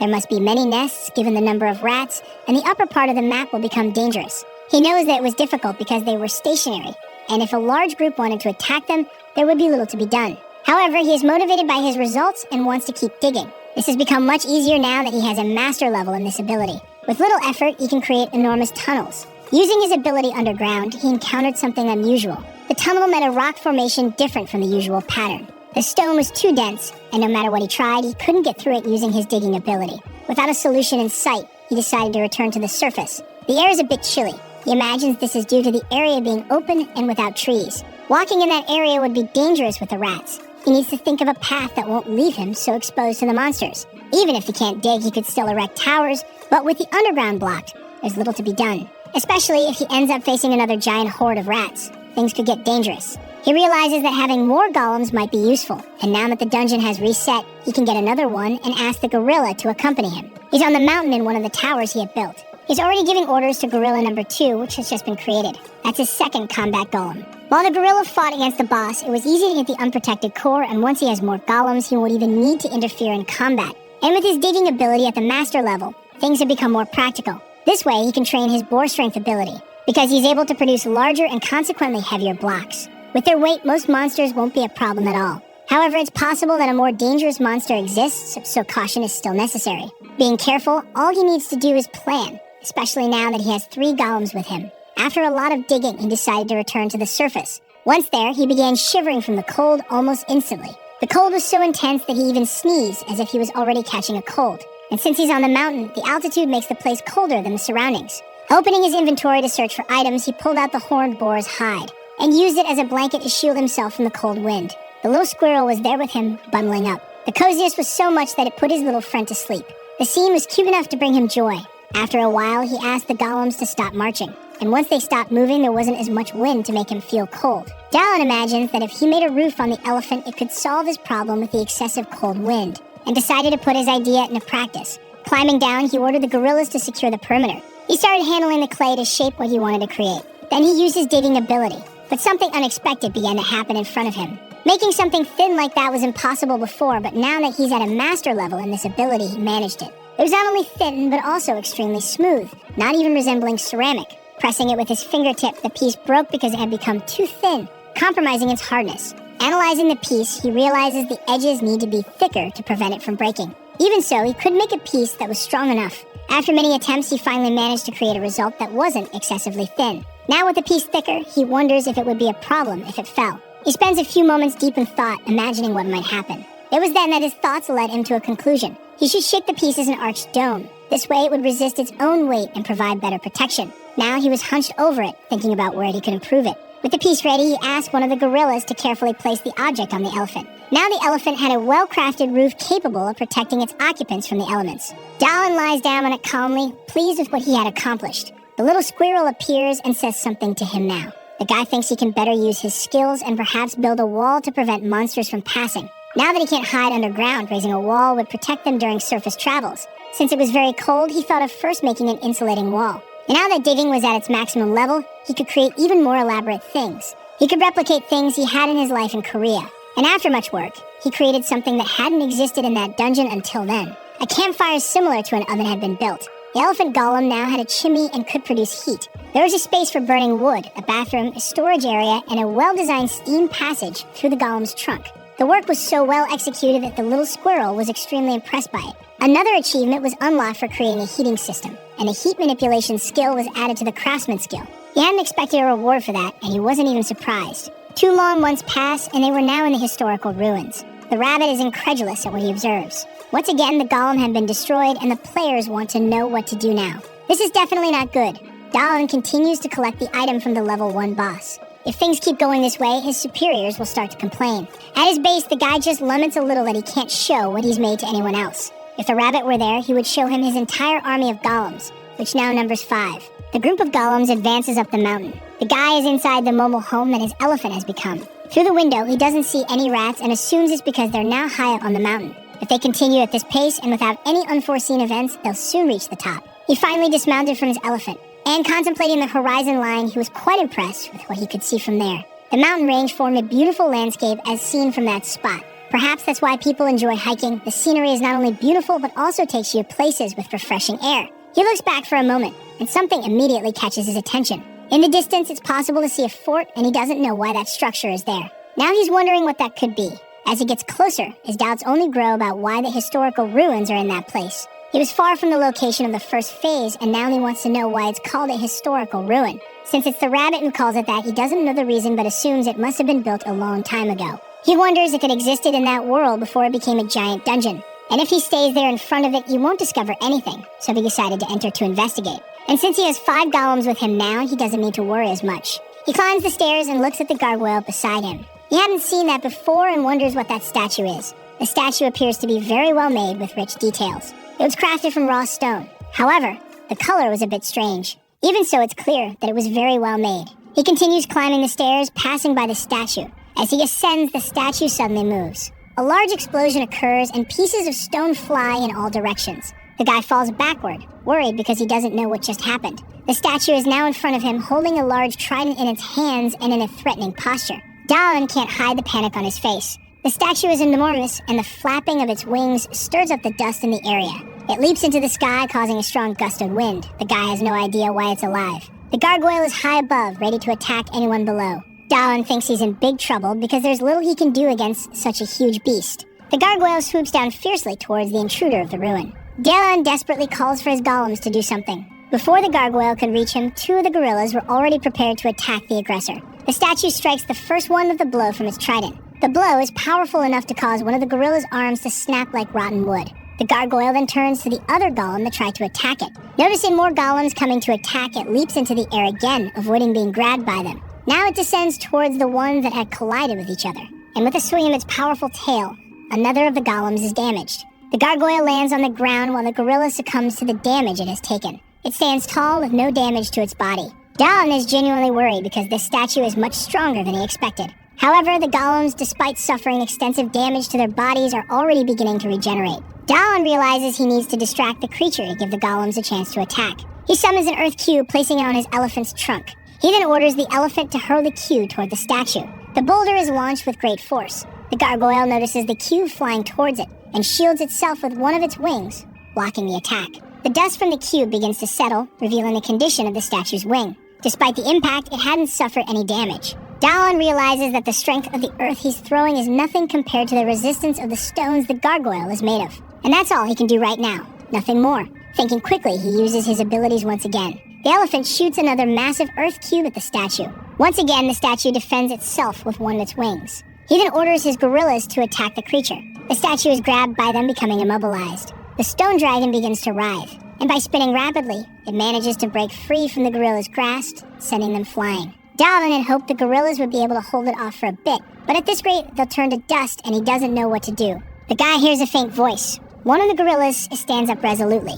He doesn't understand at first what is happening. The gorilla roars fiercely at the statue. It manages to grab it from behind, successfully immobilizing it. Dallin observes the cleverness of the fourth gorilla. Seeing what was happening in front of him, he orders the remaining golems to flee the area. They manage to escape while the last gorilla holds the gargoyle in place. This was far from ideal. The situation was merely catastrophic.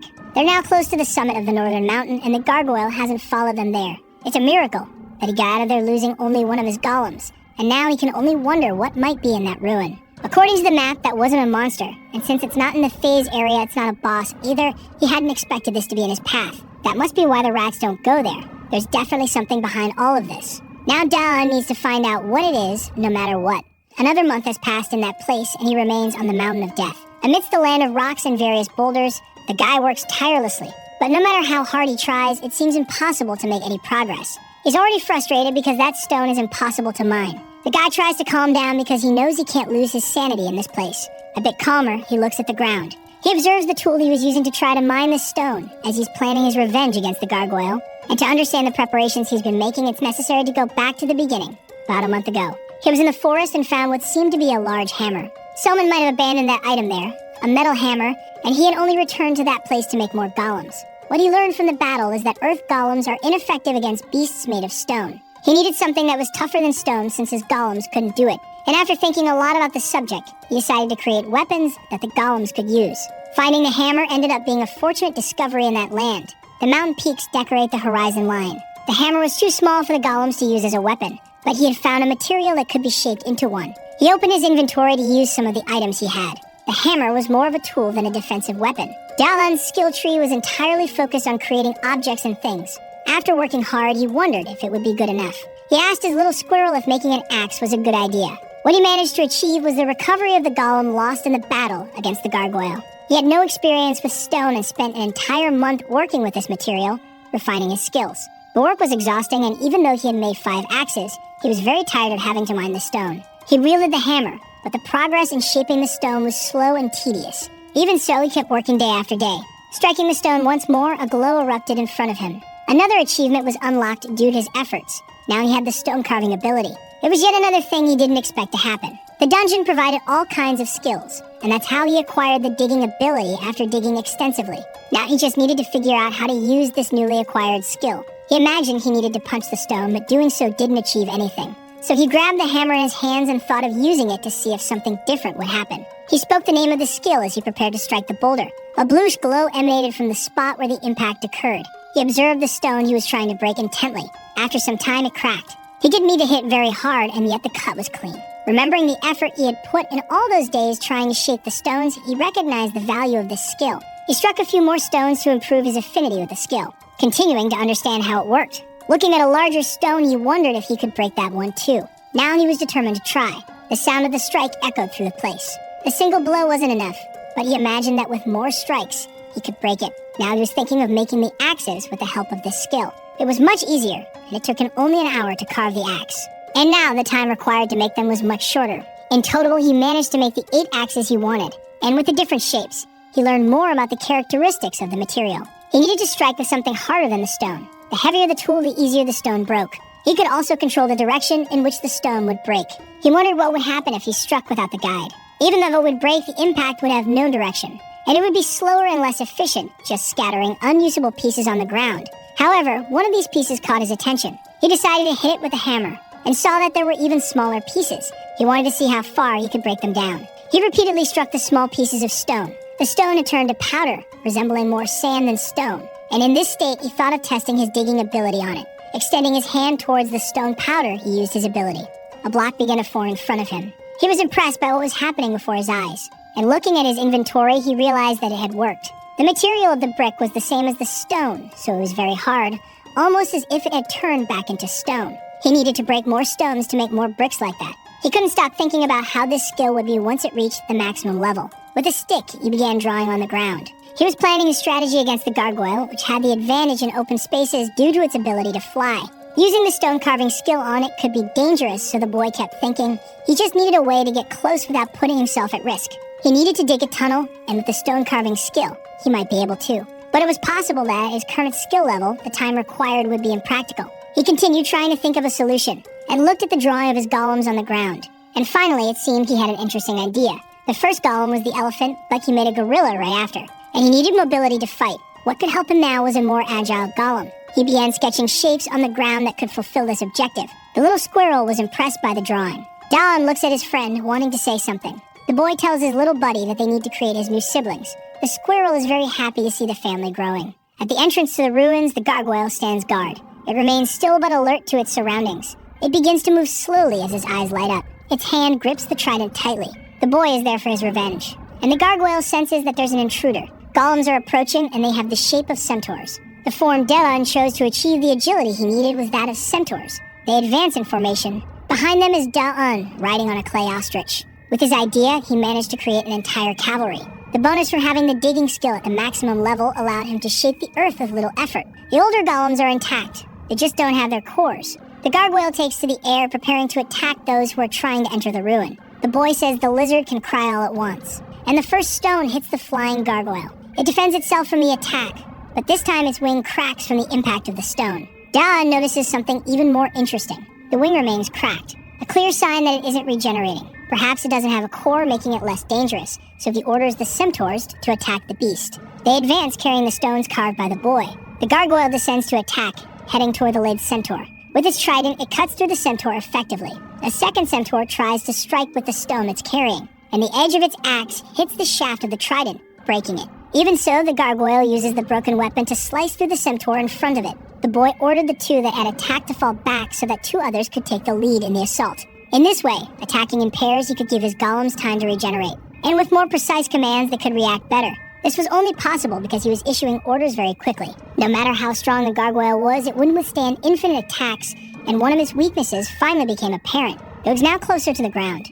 Its feet were almost touching the soil, and Dallin ordered his golems to grab the gargoyle's legs. It tried to take off again, but the golems were pulling it down. The boy advances toward the battle, mounted on his ostrich, and he remembers his friend's advice about the size of monsters. Because the bigger they are, the harder they fall. He remembers this saying and is focused on the statue's defeat. Closer to the battle, he created a staircase with blocks of earth. Getting closer, he reinforced the command to pull it down with more force. After some struggle, the gargoyle was thrown to the ground. While it's held down by the centaurs, Dallin leaps toward the gargoyle. He opens his inventory while still in the air, and attacks it by releasing several blocks he was carrying. The gargoyle is being buried by the stone blocks. The impact is violent, and the golems ensure it doesn't escape during the process. The gargoyle tries to move, but the successive impacts make it difficult. It attempts to flee once the stone blocks have fallen. But the boy now summons his earthen bricks, and more blocks fall on the gargoyle's head. Dallin notices that the gargoyle is breaking the blocks with its mouth before they can hit it. There aren't many options left, so he opens his inventory once more and hurls the bricks he had made toward it. The gargoyle tries to react, but it's futile. In its mouth is a stone block, and above it is Dallin, wielding his ore mining hammer. The gargoyle is finally subdued with almost nothing left to do. Even so, the centaurs continue to immobilize it. The little squirrel celebrates from atop the ostrich. The boy prepares to strike the statue using his rock-breaking skill, and he hits it in the jaw while activating the sculpting ability. The impact point of the hammer begins to produce numerous cracks. The gargoyle implodes on itself. As the dust settles a bit more, the little squirrel tries to see what happened. The gargoyle's hand tries to rise, agonizing, but it soon stops moving. The squirrel celebrates the victory even more. The stone sculpting ability leveled up several times. After that battle, it reached level 4. Looking at the shattered statue beneath his feet, Dallin celebrates, knowing his team had succeeded. Meanwhile, the rabbit is terrified by what's been happening. A monkey in a suit approaches him for a conversation. The mandrill asks how the rabbit has been spending his days. He's the guide for Phase 2, and the rabbit wants to know what he's doing there. The hierarchy of guides is based on the number of dungeons they control. The more dungeons one controls, the more respected they are. The mandrill is responsible for 2 dungeons, so he outranks the rabbit. And unlike the rabbit, the mandrill has a name. The rabbit asks what the mandrill is doing there, and the mandrill retorts, asking if the rabbit has been doing his job in the past few days. The rabbit says yes, but doesn't understand why the mandrill is upset. The mandrill asks again if the rabbit is sure about that, and once more, the rabbit confirms. The mandrill says the number of survivors reaching his phase has doubled and wants to know why the rabbit's performance has dropped so much. The rabbit promises to work harder, but blames it all on the Bolgado who keeps killing the level 1 boss. The mandrill seems to be running out of patience. He suggests the rabbit stop lying to him. Dallin decides that he might need those bricks later, so he stores them away again. Noticing that his stone sculpting ability is now at level 4, he assumes it's because the gargoyle was so strong. It would make sense since that battle wasn't easy. It would have been great if the gargoyle had a core, but if it did, he might not have defeated it. Even so, he decides to carve the body to save bricks. Now he's even more convinced that the gargoyle didn't have a core, but thanks to it, he managed to level up. Looking at the ruins, he remembers the rabbit saying that this was the end of the world. He wants to enter and see what secrets lie within and wonders if he'll encounter others like that along the way. Patiently staring at the entrance to the ruins, he makes up his mind. He finally decides to enter with his golems. He called out to golem number 3, who was lagging behind. After a short march, he was impressed by something he saw. The rabbit tries to evade, saying he's an honest rabbit and wouldn't lie. The mandrill keeps laughing but says he's already figured everything out. He's talking about the exile who defied fate, Dalan. The rabbit is in trouble and the worst possible person has discovered it. Dalan is trying to purify the place with his ability. He noticed that the place doesn't reset at all, and he can't explain why there are so many bones in that corridor. There are many carcasses, and he's starting to get a bit worried. One of the centaurs steps on a plate in the floor that sinks. This triggers a barrage of arrows that hit it in the head. He didn't expect to find traps there, but he's glad he sent one of the golems ahead. The golem looks at him, riddled with arrows, which is a bit bizarre. Even so, the golems aren't hurt because they regenerate. Seeing this, Dalan praises their work. Then he orders them to break the walls so he doesn't have to worry about hidden arrows. An arrow falls to the ground, nearly broken. The boy praises his golems and suggests they take a break now. With them stopped, he begins to remove the arrows one by one. He finally removed the last arrow. The golem starts celebrating while he examines the arrows he removed. They are so old that they're falling apart. In the other traps, instead of liquid oil, solid oil fell, and some magic circles couldn't activate due to excessive mold. The boy wonders how many years that place has been abandoned. The squirrel is pacing in circles, passing the time. It suddenly stops, and Dalan asks his little friend if something happened. The squirrel runs off, and the boy follows. Seeing to enter a small hole, he says that's a dead end. He then orders the golems to tear down the wall in front of him. They strike it together with devastating force. The power is so great that the boy thinks the heavens are on his side, and soon, his eyes widen. The squirrel points to something. There's an enormous gate, and he wonders if it's a hall where the boss is hiding. Running his hands over the gate, he senses that the boss there has already been defeated. Even so, he decides to use the boar's strength at that moment. He looks through a crack calmly, but soon his whole face is illuminated by what he sees. In front of him is a massive dragon skeleton. The little squirrel is in love with all those bones, but the boy holds it back, realizing the squirrel has a strong interest in bones. Not knowing what could happen, he orders his golems to enter as well and stay with him. Dalan told the little squirrel to be quieter because, in the worst-case scenario, they might have to flee. As he approached the dragon bones, he remarked that they were much more interesting when seen up close. He continued to hold back the excited squirrel. There was an interesting box nearby, but it seemed like a complicated night. Something was written in Hebrew on its lid, which caught the boy's attention. He looked once more at the table, and a strong light overwhelmed his vision. The brightness caused him to fall to the ground, and he wondered if it was a trap. The light became increasingly complex, and the symbols began organizing themselves in the air. The boy watched it all unfold before him, unable to understand. The letters were now in a language he could comprehend, and they were calling him the Chosen One. Assuming it was addressing him, the screen confirmed it was indeed speaking to him. The boy stood up, startled, and asked who was speaking. The screen responded that it was the ruler of that place and that the hall he was in belonged to it. The boy asked if this being was the dragon whose bones were there. The screen confirmed, stating that the dragon was merely hibernating. The boy joked, saying it looked more like the dragon was in eternal sleep. The screen explained that this didn't apply to dragons and that after a battle, its life force was depleted, but to the boy, that just sounded like a fancy way of saying the dragon was dead. The boy felt pity for the entity speaking to him, assuming it hadn't accepted the passing of its master. But the screen insisted that the dragon hadn't departed.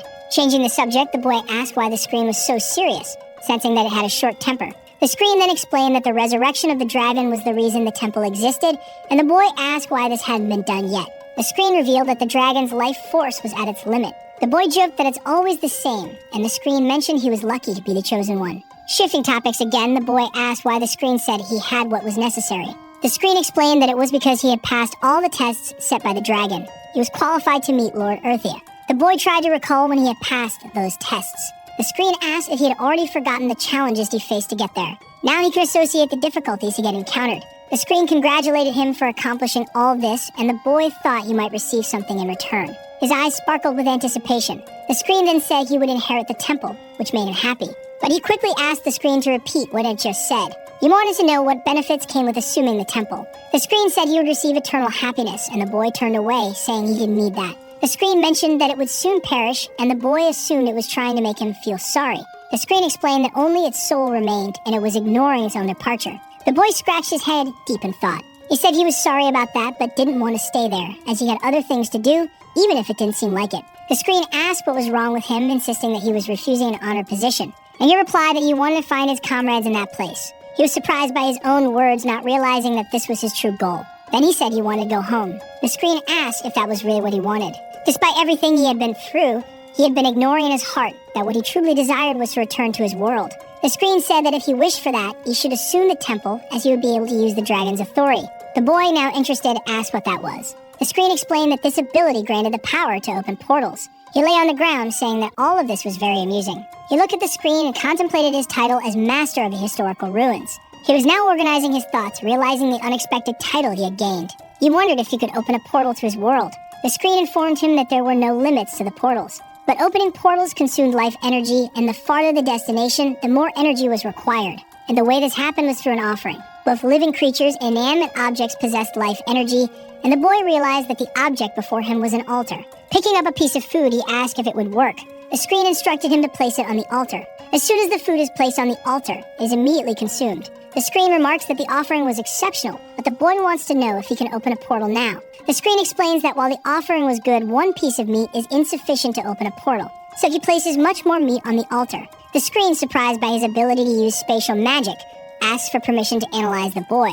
He agrees, and after a quick analysis, the screen states that it understands now. The screen, now displaying some information, reveals that he is a being who has already been offered as a sacrifice. The status window is a mark left by the death dragon on its offerings. The boy is shocked by this information. His status window has changed, and he hopes he is no longer an offering. He begins to think that his friends might also be offerings, like him. He became the master of the ruin because the screen said it would erase the mark of the offering, but he still wants to know if he can use the portals.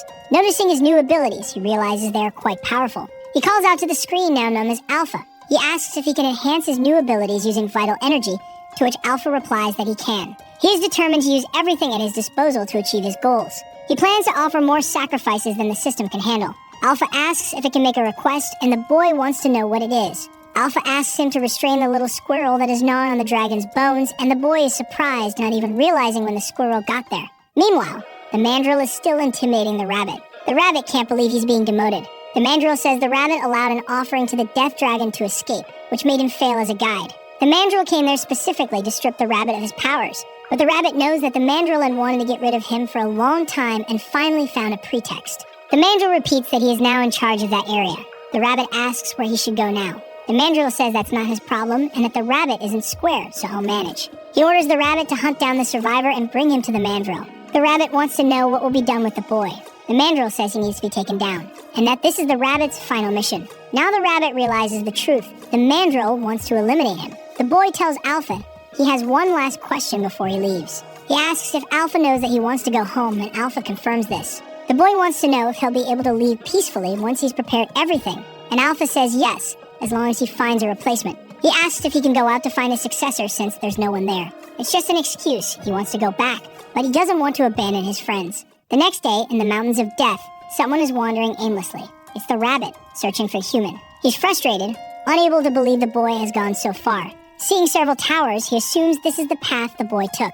Meanwhile, more meat is placed on the altar. Alpha consumes the offering to produce vital energy. The boy asks if it's possible to use the vital energy from all the offerings, and Alpha confirms that it is. He wants to use the first ability he gained in the temple, opening portals. Placing his hands on the ground, he manages to create a portal in front of him. Now he observes it, curious to know where it will lead. Alpha explains that in its current state, the portal leads nowhere, as 2 portals need to be created. The boy finds this illogical since he can't create a portal in Korea. Alpha explains that his ability is still restricted by its level, and that when he perfects it, he'll be able to go wherever he desires. Alpha adds that if he continues progressing at this rate, he'll master the ability in 20 years. Eager to test the ability, the boy summons another portal next to the first. Now they're connected, Alpha says. Alpha explains that if he enters one, he'll come out the other, and the boy is excited to test this. And that's exactly what happens, but his little squirrel didn't go with him. Even though the squirrel tries to force its way in, it cannot enter the portal. Alpha explains that only with the master's permission can other beings pass through the portals, so Delon gives permission for the little squirrel. As soon as he says this, the squirrel is able to pass through and begins to playfully jump in and out of the portals. Dallon then asks if his golems can do the same, and Alpha confirms that they can, though will consume a bit of mana. Dallon finds this very cool and already imagines summoning his golems anywhere. Alpha agrees that it's a good idea, but suggests that if Dallin is ever endangered, it would be better for him to use the portal himself. Dallin stretches and says he's going outside because it's too stuffy inside. Outside the ruin, he celebrates. Looking at one of the peaks, he imagines there must be something behind it. He moves closer for a better look. Peering down, he is soon impressed by what he sees. It's a vast sea of clouds, and Alpha asks if he finds it beautiful. The boy replies that he does. He asks Alpha if it knows what's beneath the clouds, but Alpha says it doesn't care about anything outside the temple. The boy comments that normal people might have a problem with loneliness, but he's used to it. Curiosity is natural, and he decides to create an observatory there. Soon, his tower is built. With it, he can get a sense of the surroundings using his mini-map. The map reveals that they are surrounded by trees. He thought that this was the end of the world, but it seems they are surrounded by plains, and Alpha asks if he plans to descend the mountain. Alpha is concerned about losing the temple's ruler, but the boy says he's come this far and wants to explore. Alpha asks why he wants to descend the mountain, but the boy is distracted, deep in thought. He pulls out his hammer from his inventory. He asks if it's sufficient, and Alpha, curious, asks what he's doing. The boy replies that he's going to make stairs. He begins to carve the ground, and Alpha asks how he plans to create the stairs. Dallin explains that his stone sculpting ability helps him control the direction in which the rock breaks. Alpha comments that it still doesn't look like a staircase, but Dallin asks Alpha to just watch. He extends his hand over the markings he made. Then he uses a command to carve, and the ground begins to change. Much to Alpha's surprise, it worked perfectly. Descending the mountain is now possible. It will just take some time, and Dallin will be able to perfect his technique in the process. He's excited and can't wait to achieve it. Elsewhere, a small group of players is making their way through the forest. One woman wonders where they are at that moment. She doesn't say it out loud, but she's very scared. Some comments that they've come quite far. He wonders what kind of monsters they might encounter now that they've passed the phase. But they've already defeated many enemies, and in the process, they've become stronger. So even if problems arise, they'll manage. Wherever they are, they will survive. He has an iron will that keeps his determination unwavering. His words end up motivating his companions. They calm down amidst the uncertainty of that place. One woman asks if they should plant potatoes there, and he agrees. Looking in another direction, Sunwoo becomes a bit pensive. The mountain on the horizon seems familiar to him, like he's seen it before. A system screen appears in front of him. It congratulates him for reaching Phase 4. Meanwhile, on the mountain, something else is happening. Dallin is quite tired and wants to rest for a bit now. He has made a large staircase and comments that it's different from digging on flat ground. He's ascended a lot, and it would be exhausting to go up and down all the time. He begins to work on the slope, and Alpha asks if this is an alternate path. But the boy says he's placing a portal there, and Alpha praises his ingenuity. However, the boy forgets that he needs vital energy and is out of offerings.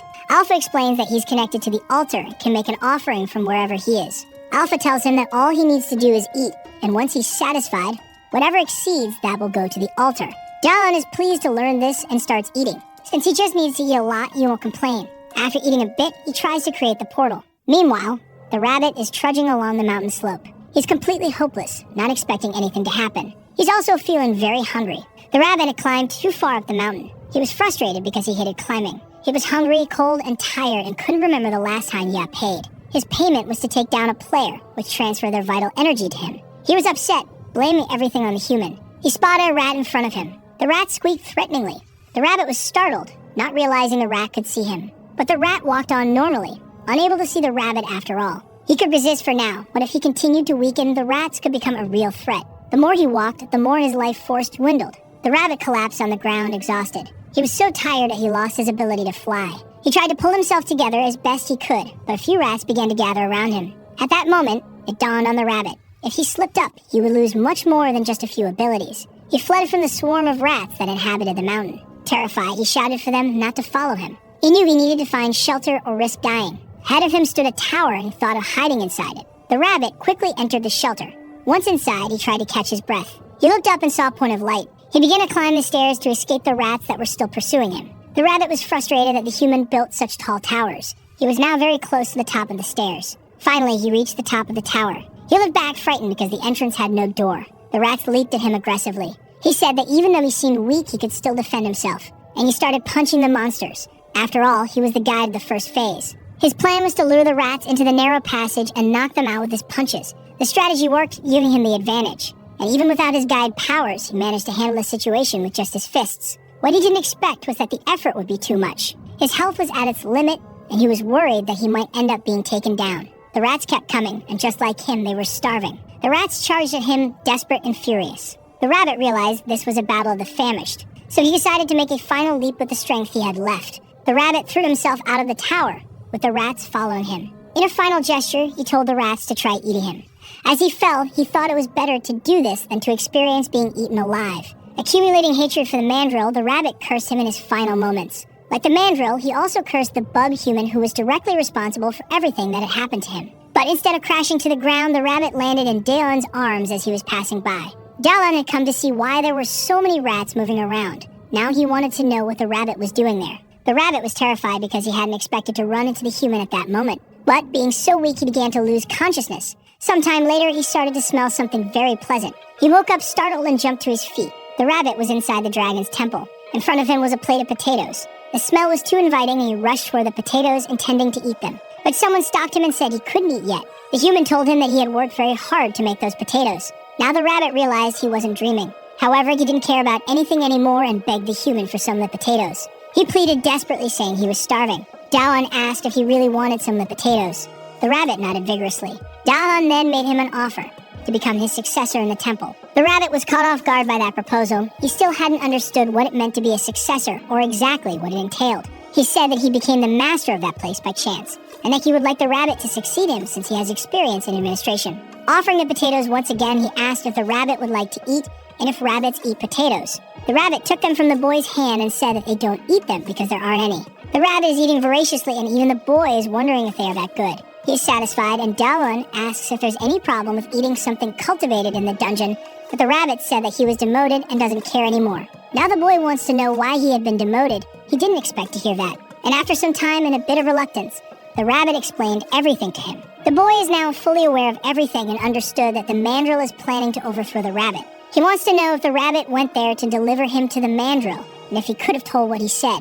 But the rabbit, determined, said that he won't change his mind anymore. His situation was already bad, and there's not much to be done now. Now he wants to know more about this thing of becoming a successor. One door closed, but another is opening now. And resolutely, he says that his dedication is now entirely to Dawn. Alpha was listening to everything and asked if he could interfere now. The rabbit started sweating cold as soon as he heard the voice because he knew it was Earthy the dragon, and he had no idea that he was in his temple. Alpha asked them to go to the altar, and the rabbit was hesitant, fearing he might become a sacrifice, but the boy assured him that it wasn't about that. The rabbit asked if he had managed to open that door, and Dalen said that he would be surprised much more. In opening the door, he said the rabbit would probably go crazy. The sight was really too much for the rabbit, who couldn't hide his emotions. On the ground, there was a small sprout developing, and Dalen introduced him to his potato plantation that covered the entire floor of the hall. The rabbit couldn't believe that Dalen had turned the secret room into a plantation where Earthy's skeleton was. And the boy said that to survive, food was necessary, so he couldn't waste such a useful space.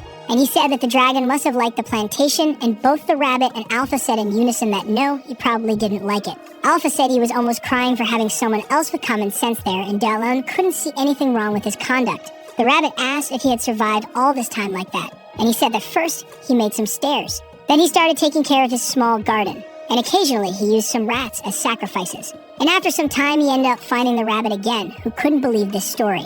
He wanted to know how he managed to deal with the rats. He then called his golems. They presented themselves, and the boy asked if they weren't cool, but the rabbit finally understood why there are no more bosses on level 1. That human is simply out of his mind, and the rabbit is fascinated by this madness while he's just trying to adapt to the new environment. Alpha said that if they were done, the rabbit should climb onto the altar, and the temple master should place his hand on him. He did as told, and a circle appeared on his hand. A new ability emerged, the ability to designate an administrator. Alpha said that the requirements were met, and Dalen didn't even know he could still have new abilities. Alpha said that his devotion was too little to tell him everything, and Dalen asked if he was talking about offerings. He thinks he needs to try everything, and the rabbit asks what is going on. Dalen doesn't know if it's luck or bad luck, but he didn't expect to get so involved with that sadistic rabbit. Extending his hand once more, the circle reverberated in his hand. He designated the rabbit as an administrator, and his clothes started to shine, as did the power that was renewed in him. After shining brightly, his clothes returned to their normal color. He had become an intermediate administrator, but didn't have a name yet. He couldn't believe he had gone from being a guide to becoming an intermediate administrator. Alpha said that the rabbit's previous experience helped him, and he celebrated by saying that the flat earth had turned over. Dalen didn't expect the rabbit to be so happy about that. He called him master and said that all of his loyalty was his, and that he wanted them to forget the past, and Dalen just asked him not to be over the top. But he remembered that they had been through a lot at the beginning, and he ordered the rabbit to kneel, who didn't understand. It finally hit him. The rabbit had gained a new master along with his new title. Dalen ordered him to look down now. The rabbit received his first command. He's in the garden planting potatoes, a whole bunch of them. The rabbit is already exhausted from so much work. He asks if he really has to do that, and the boy says he needs to pay for his sins. The rabbit realized he had become a slave and needs to urgently think of something to change this situation. Screams echo through the forest at the beginning. A frightened boy tries to defend himself from an enraged boar. He tries to fight back, but even with the sword in his hands, his efforts were useless. Mandrill observes from above that the new participants perish very quickly. He feels something different happening. He lost his connection with the rabbit, and he starts thinking about what could have happened to him. In a pot, there are some cooked potatoes, and Dallin calls his administrator to have a snack with him. He doesn't understand that the potatoes are those because in the pot, he only sees plant roots. The rabbit says that the floor of the room is warm, and Dallin responds that he did that so he could plant. The rabbit asks if the little squirrel disappeared, and Dallin says it's in the room too.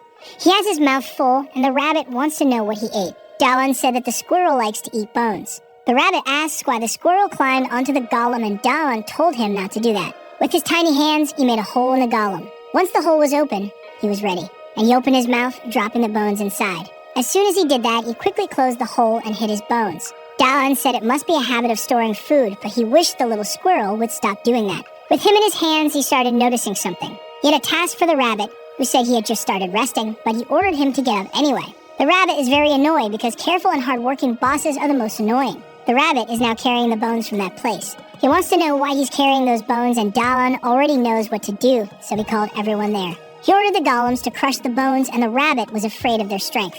Once that was done, Dallin used his purification ability, and he told the rabbit to spread the bone dust over the field, and he asked why he should do that. He said that they are fertilizers, and the rabbit was thinking that he was crazy, but now he understood and even found it genius. Despite working hard in that place, the rabbit had his moments of joy, like the meals, and there was one dish he liked more than the others. Wild boar barbecue.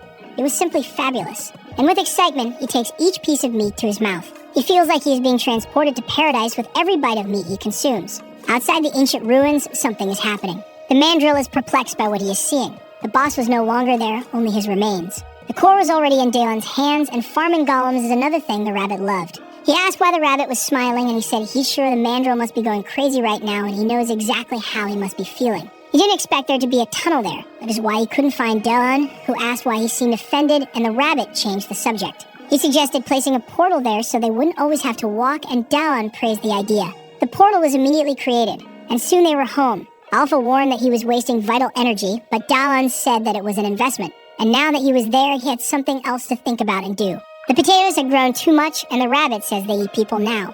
Dallin thinks it was the fertilizer that did this. He is sad because the plants he took such good care of are now trying to devour him. Alpha suggests that he used the trap installation skill, and the rabbit says that if those things are named as traps, they wouldn't attack them. The boy realizes that this skill would be very useful for them. Meanwhile, time continued to pass in that place, and more players kept arriving at the dungeon. The mountain remained isolated and feared, but Dallin continued to build his ladder on the mountain. The rabbit says that no one is more addicted to work than that boy, and he doubts if he is really human. But after much work, even he needed to rest, needed to lie down and eat something. The rabbit thinks about it and suggests they eat something sweet. Twilight reached the forest at the beginning.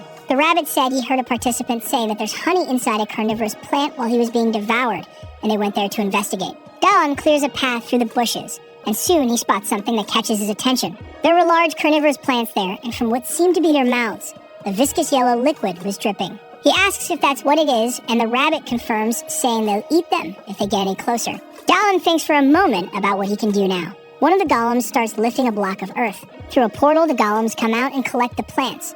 The liquid is corn syrup, not honey, but it's still sweet. The rabbit thought it would be difficult, but there's nothing Dallin can't do. He looks back and gets startled because he saw more players. The rabbit immediately hides, disappearing from sight. Dallin already knew that the rabbit would hide if he saw players, but he didn't expect him to do it so quickly. Some of the players are harassing a small person. They are threatening a boy, demanding that he hand over his belongings. Dallin notices that adults are threatening someone who still looks like a child. The rabbit says telepathically that this is human nature, and Dallin gets startled and almost screams, but the rabbit says it's his ability.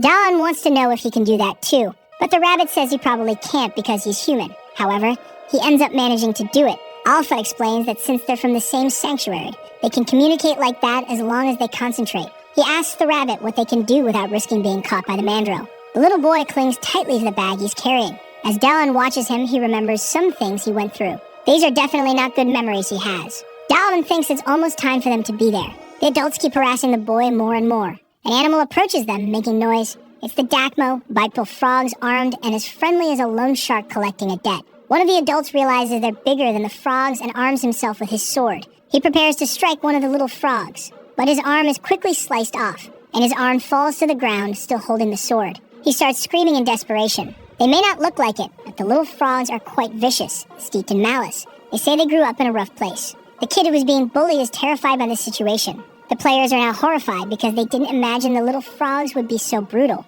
One of them, clearly with a deficit in intelligence, charges towards the frogs. The frog opens its mouth with glee, and it strikes with a mocking move because it only disarmed the fool. Now the oppressor is being oppressed, and the guy's underwear is already getting heavy. The bell rings because the little frogs are slicing everyone up at snack time. The little frogs are the weakest monsters in the dungeon, but what they lack in strength, they make up for in malice. If you slip up, it's the end. But it's in the face of danger that humans awaken their hidden potentials, just like what happened with Dalen's little friend who turned into a beast after a stressful event. Dalen imagines that the kid might become as tough as his friend Sum one day.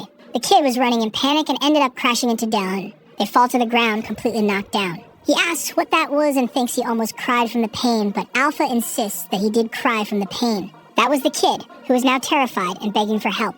He tells the boy to get up, but before he can finish the thought, they hear the sound of a little frog. Two of them were already coming at them with the speed of tourists in a dangerous neighborhood with iPhones in hand. But Dalen already knew the procedure and called upon the strength of the wild boar to wreak some havoc. The first little frog was quickly taken out, and the second got a free orthodontic treatment. The kid looks at Dalen completely impressed. That guy is way too strong and doesn't have any side effects from substances because he's very hairy. One of the little frogs makes a face as if it knows things have gone wrong for them. They advance cowardly, ready to slaughter the humans. Dalen narrowly dodges the amphibian's big mouth, but coming at him in a cowardly way is just wrong, and now he's furious. And he quickly delivered a knee to the frog's belly to make sure it understands the situation. The second little frog charges in, thinking it's the main character of the story. Dalen held its head with great love and care, and prepared to throw it. And he hit the first frog with the body of the second to show that the situation here is serious, and if it worked, it would be for the frogs. A third little frog advances with a broken sword in hand. The blow barely missed Dalen. He narrowly avoided being hit by the beast. Taking advantage of the proximity, he quickly delivered a friendly elbow strike, the kind that only breaks ribs. Behind him, the little frog was armed with some sharp weapons. It charges for the attack, thinking that this story is all about its froggy way of life. The kid screams in desperation, warning Dalen of the danger. He turns quickly, facing the threat. And with the privileges that only the plot can provide, he managed to pull an item from his inventory. A large block of earth fell on the little frog. The remaining frogs, still alive, are now reflecting on whether it's really worth continuing to take that free beating. And after a simple deliberation, it decided to get out of there. Dalen realizes the fight is over, but he's feeling chills running down his body. He thinks it might be the impressed look from the kid. The snotty kid was looking at him as if he was seeing a god incarnate. Dalen still doesn't know how to react. He stands still as the boy approaches him. He warned the boy not to follow him because he's going to a dangerous place, and he said that he couldn't use the ability again and was almost passing out from a lack of glucose. The boy asks if he mentioned something about sweet food, and reaching into his bag, he asked if this would help and extended his hand to him. Dalen observes it for a brief moment. He can't believe what he's seeing. In that hostile environment, food is one of the few things that make life interesting, but he hadn't been able to fully enjoy the taste of things for a while. That's why he took a risk to get something sweet from carnivorous plants. He was already missing eating something sweet because sweetness is happiness, and the snotty kid's offer is too good to refuse. The boy has a bottle of Dolly with him, and it wasn't just any bottle. It was 1.5 liters of the purest sugar syrup, and he innocently says that he has 2 more bottles. Dalen says that 1 bottle per day will last for 3 days. The kid didn't understand anything, and he says that's the cost of special training. Twilight falls over the dungeon. He's on top of one of its towers, looking at the map, and the kid asks who that really tough guy is. He said that he's human too, and that they should go underground now. He drinks his Dolly Garana, thinking that the kid must be exhausted and that going underground is the safest thing to do. Once there, the snotty kid can't stop being amazed by what he sees. He asks the boy to choose a pillow, but can only think that all of this was done by Dalen. Night finally falls upon them. The boy said that he was summoned while he was leaving the market because he was shopping for his mother. He's an enthusiastic kid, 14 years old, and his name is Dom. Dalen thinks he acts too nice on purpose out of fear of being judged or hated, and he's the first adult to help him in that place and tells the boy that he should see him as a savior. But the boy thinks he's talking to himself and is already thinking about being cautious around him. The kid asks if some kind of ability was used to build that tower. Dalen said yes, and the boy wants to know what it is. He gave a small demonstration and said it's an earth control ability. And now he wants to know what ability the boy received when he was summoned, and he said it's the god of food's ability. He gains strength when he's full, and his physical abilities are doubled when he's hungry. Dalan didn't know something like that existed and realizes it's similar to the boar's strength that he has and asks if he gets weak when he's hungry. The boy doesn't know because he gets hungry easily and hasn't been full since he arrived there. Dalan thinks that's tragic and decides to take care of him from now on. He puts plenty of food on the table and asks the boy to satisfy his hunger. The moon lights up the night sky of the dungeon. The rabbit is in the forest because his boss sent him to get salt stones. He complains that Dalan is too arrogant. He's moving stealthily so as not to be noticed and hopes not to encounter the mandrill around here. He doesn't even know what a salt stone looks like and is very upset with his boss because of that. Telepathically, the boss asks if the rabbit is doing his job, and he ended up getting a big scare. The rabbit says he doesn't know what it looks like, and neither does Dalan, but he suspects it looks like a regular stone. However, he asks the rabbit to come back because it's already late, and he wants to know if the boy is still there and that he's very hungry. Dalan tells the rabbit that he finished making the barbecue sauce. The rabbit was so happy about that he shouted in the middle of the night that his boss was the best there is. He returned to the cave, and his boss thanked him for his hard work. He laughed at the rabbit's camouflage, which looked funny, and the rabbit said it was his fault for making him go out at night. He removed the camouflage, and Dalan asked him to keep quiet because the boy was already asleep, and the rabbit asked for soda, but there was only a little left. The rabbit complained about the taste of the drink, saying it tasted like meat, and Dalan said he knew he would react that way. He told the rabbit that he should eat the leaves he was wearing, but the rabbit said it was awful to have to eat leaves. Dalan told him he shouldn't say things like that. And with the rabbit squirming on the floor, he noticed something. He reached out his hand toward him, and the rabbit began to apologize, worried. He begged to be spared because he thought he was about to be punished. But Dalan simply removed a leaf that was still on his face. He tasted the leaf, and the rabbit asked if he hadn't also said that he didn't like leafy greens. The boy took out a piece of meat, much to the rabbit's surprise. The rabbit wanted to know if he was going to eat the meat with that leaf, and Dalan said he would show him the taste of paradise. And showing him, he said that he had finished wrapping the meat, and he made sure to put it in the rabbit's mouth. The rabbit fell in love with that combination of interesting texture and wonderful flavor. Dalan explained that the leaf on his clothing was edible, and that it's even better with meat. That leaf is perilla leaf, and he had the rabbit collect more of them. And after using the leaves, he also used the remaining seeds. And in a large pot, he fried them over the fire. And after pressing them, he managed to extract oil from them. He finally produced perilla oil. Now he only needed salt to complete the sauce. The rabbit didn't know what that was, but Dalan said he would know as soon as he brought back a salt stone. The day dawns in the dungeon. The boy has a piece of meat in his mouth and a stick in his hands. Dalan asks him to stay focused because the little frog is coming. The little frog is heading towards the boy. He told the boy not to be scared and to remember that when he's full, he gets stronger. But it seems the lesson didn't go too well. The boy apologizes, but Dalan says that no one is that good right from the start.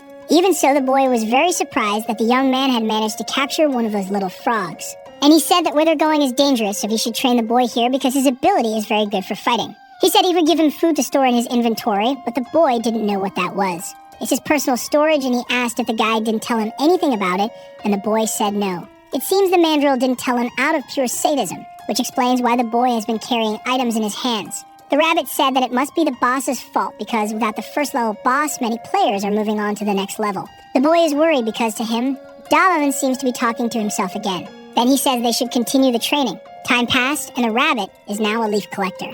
Dalan gives instructions to the boy as if he were his coach, and this time, he manages to hit the little frog. The boy's ability is leveled up to 2 now. He signals his thanks to Dalan, who is watching him with gratitude for the progress made. The last day of training arrived, and the sun heated up the dungeon. The 2 of them are now in what is called the Burning Desert. 2 humans were there now, and with them, a rabbit. After hearing that he had seen a salt desert, he made him lead them to it. The heat was so intense that it irritated Dalan, who said that if they didn't find anything, he would be upset with the boy. And the boy said it was someone from his group who said that near the desert, there was a place with white sand that appears when the tide goes out. Dalan hopes to find it because they have a bottle full of oil. And he says that he has now made up his mind. That night they will have braised pork belly for dinner. 15 long minutes of walking through the desert passed. Dalan is exhausted and starts to imagine that they won't find anything there. Even the boy is losing hope and says it's hard to walk in the sand because his feet keep sinking. He says that the salt desert might not exist, but that's not what Dalan was talking about. Their method might be wrong. And in front of the boy, he installs a portal. He told the boy not to be surprised and asked him to stay behind him. And from the portal, the golems begin to emerge. The boy is amazed because they look like tanks, and Dalan says they are made of earth. That's just the beginning, and the boy will learn to handle himself well. And he says, grateful, that he will do his best. Dalan is pleased because the boy is smart and regrets not being able to go with him. The rabbit telepathically asks if his master hasn't forgotten anything. He He's very hot, and Dalan says he couldn't build a tower because it would attract too much attention, but he could come inside the golem if it's too bad out there. He continues outside, exhausted from the heat and fatigue. He doesn't even know what salt is and doesn't understand why they work so hard to find it. Soon, something appears on the horizon. The rabbit wipes his eyes to see better. He focuses a bit more on what's ahead. There were many giant scorpions, and many camels too in a herd. He wonders where those creatures are headed. He calls his boss to come outside and see it too. Dalan and the boy are surprised by what they see. It seems the salt desert really does exist. An achievement was unlocked for discovering the salt desert. The reward is to enhance the taste of the salt. Dalan doesn't even understand the reason for that achievement, and the boy is very impressed because he had never seen anything like it. He boasts to the rabbit, who says he's not like a mandrill. The little boy takes a bit of salt on the tip of his finger, and tasting it, he confirms that it's really salt. The whole ground is made of salt. He suggests they compete to see who can collect more salt. He asks the boy what he said, and the boy realizes that Dalan had already collected quite a lot of salt. The boss says that amount should be enough. They have the perfect combination to make that day's dinner, and the rabbit doesn't understand why they went through all that trouble just for that. Dalan gives the boy some blocks of salt and says they should last him a lifetime, to which the boy thanks him and says he will remember him. And the young man returns the thanks because they only found it thanks to the boy. As his hand touched the boy's head, a yellow light appeared. Alpha says that the requirements of helping the master and having a sincere opinion from him have been met. Now the boy can become a dragon apostle. The rabbit suddenly appears, and the boy is startled because he can now see him. He tells the boy to be quiet because it's not the time to be promoted. Dalan pushes the rabbit aside and asks Alpha if the achievement was to be impressed, and he confirms that it was like a kind of test. Now he realizes that as an apostle, the mark of the death dragon can be erased. But Alpha says that the boy won't have as many privileges. Dalan wants to know what the good part of that is then. He said that it was good for them, especially for Dalan. The boy will be able to gather vital energy while he works. He can perform sacrifices since Dalan is too lazy to do them. Dalan says he goes out and always brings back a lot, and Alpha says it's not just that, and that the temple's goal is to bring the dragon back. He now wants to know what the benefit is for the boy, and Alpha says the benefit is serving Artia. The rabbit interrupts and says that the apostle doesn't need to eat to bring vital energy, and Alpha confirms the information. And he told him to think about the boy's ability. Dalan remembered the god of food ability. The strength doubles if he gets full. It remains to be seen what would happen if he got completely full as an apostle. The duration of the ability will increase. The boy has no idea what they're talking about. Dalan sums it up by saying that the boy will be able to keep eating even when he's full, and he loved that. He asks if the way to designate him is the same as the one used on the rabbit. Extending his hand, he designates him as an apostle, and the boy is enveloped in energy. He felt much stronger and asked if this was the power of the dragon. He felt incredibly powerful now that he was a dragon apostle. Dalan doesn't notice any difference and thinks the boy is emphasizing the dragon part too much. The snotty boy shouts out loud that he's now a dragon apostle. Dalan thinks he's thirsty for attention. The rabbit doesn't know what that's about, and the young man says it's something you gain with age. The kid is very happy, but he quickly looks scared in a certain direction. They were surrounded by giant scorpions. He asks his boss what they will do now that they are surrounded. Dalan says they'll think of something. He's not even worried. He mentions that this is the boy's graduation test. The boy can't believe he has to do this, and Dalan says he just needs to avoid the venom and thinks that even if the boy gets hurt, he'll heal him. The young man calls for the elephant golem and promptly climbs on it because it's fun to watch a fight from up high. The rabbit says they're weak monsters, and Dalan encourages the boy, reminding him that he's now a dragon apostle. He throws a betel to the boy. He tells him that even though he's scared, he should remember what he trained for, and the boy remembers why he needs to become stronger. The boy was almost ready to give up on his training. He doesn't even know why Dalan trains so hard, and the young man says it's tough to be young and have to work so hard already. However, the boy should continue because he's capable of doing it, and the reason for this is just one thing. The boy needs to fight to survive, and to make it back to his world. Dalan praises the snotty boy's determination. The kid runs towards the scorpions. The first one tries to strike him with its stinger, but the boy managed to dodge the attack. He continues advancing, much to Dalan's surprise. He jumps, ready to hit the monster, and he brings the baton down with a precise blow to what would be its head.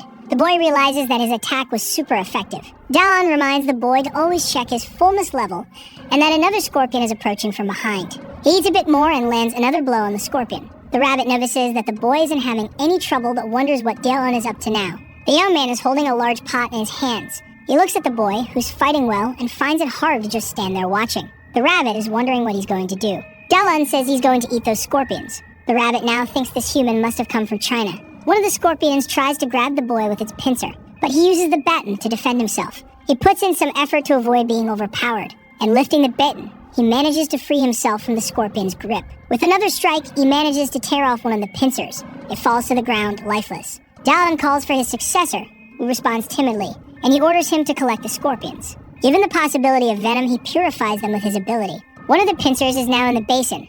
Everything is properly prepared. Meanwhile, the boy is surrounded by scorpions that join the wrong team. Soon, he smells something in the air. He quickly asks what it is because the smell is really good, and the rabbit is fanning the fire as best he can. He asks the boss if putting salt in the oil is a good idea, and he says he can taste it if he wants to. The boy is upset, imagining that they're eating something delicious without him. He's distracted, and one of the scorpions sneaks up on him. The boy asks to eat too, and while he does so, he strikes the scorpion that was behind him. The appearance was very appealing. The pincer looked like that of a giant lobster.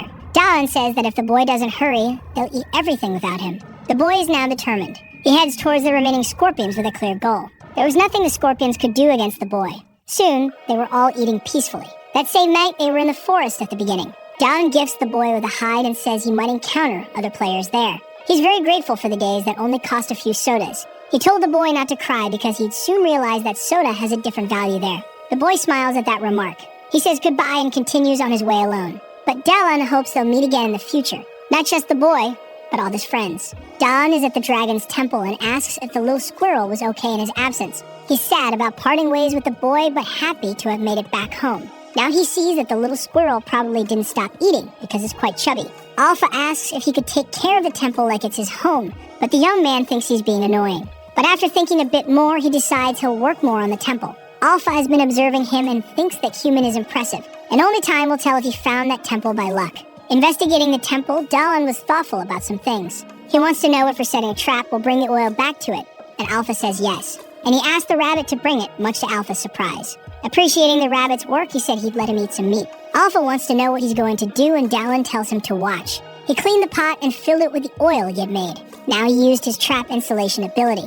Then he removed the oil and used the trap reset ability. The idea worked. He had made more oil now. Alpha asks what kind of trap that was, and Dallin says it's an infinite oil source, much to the system's annoyance. Alpha's patience had reached its limit. The day dawns in the first phase region. Mandrill notices that the boss has disappeared, and the boars are becoming increasingly scarce. Quality is better than quantity for vital energy, and the first phase isn't filtering them well. Only the little frogs are in sufficient numbers, so he needs to do something about it. A stone falls to the ground, bouncing. It's the rabbit who kicked him, annoyed at having to collect more leaves. Dallin told him to do that while he built the staircase. He could refuse, but then he wouldn't be eating meat anytime soon, which made the rabbit extremely frustrated. Nearby, some movement catches his attention. There was a small group of little frogs walking by. He hid, thinking it was the baboon, but it was just frogs. And he saw they were armed with enchanted weapons. Those items shouldn't be in the first phase. Mandrill appears behind the rabbit without recognizing him, almost scaring him to death. The rabbit is now sweating cold, completely terrified.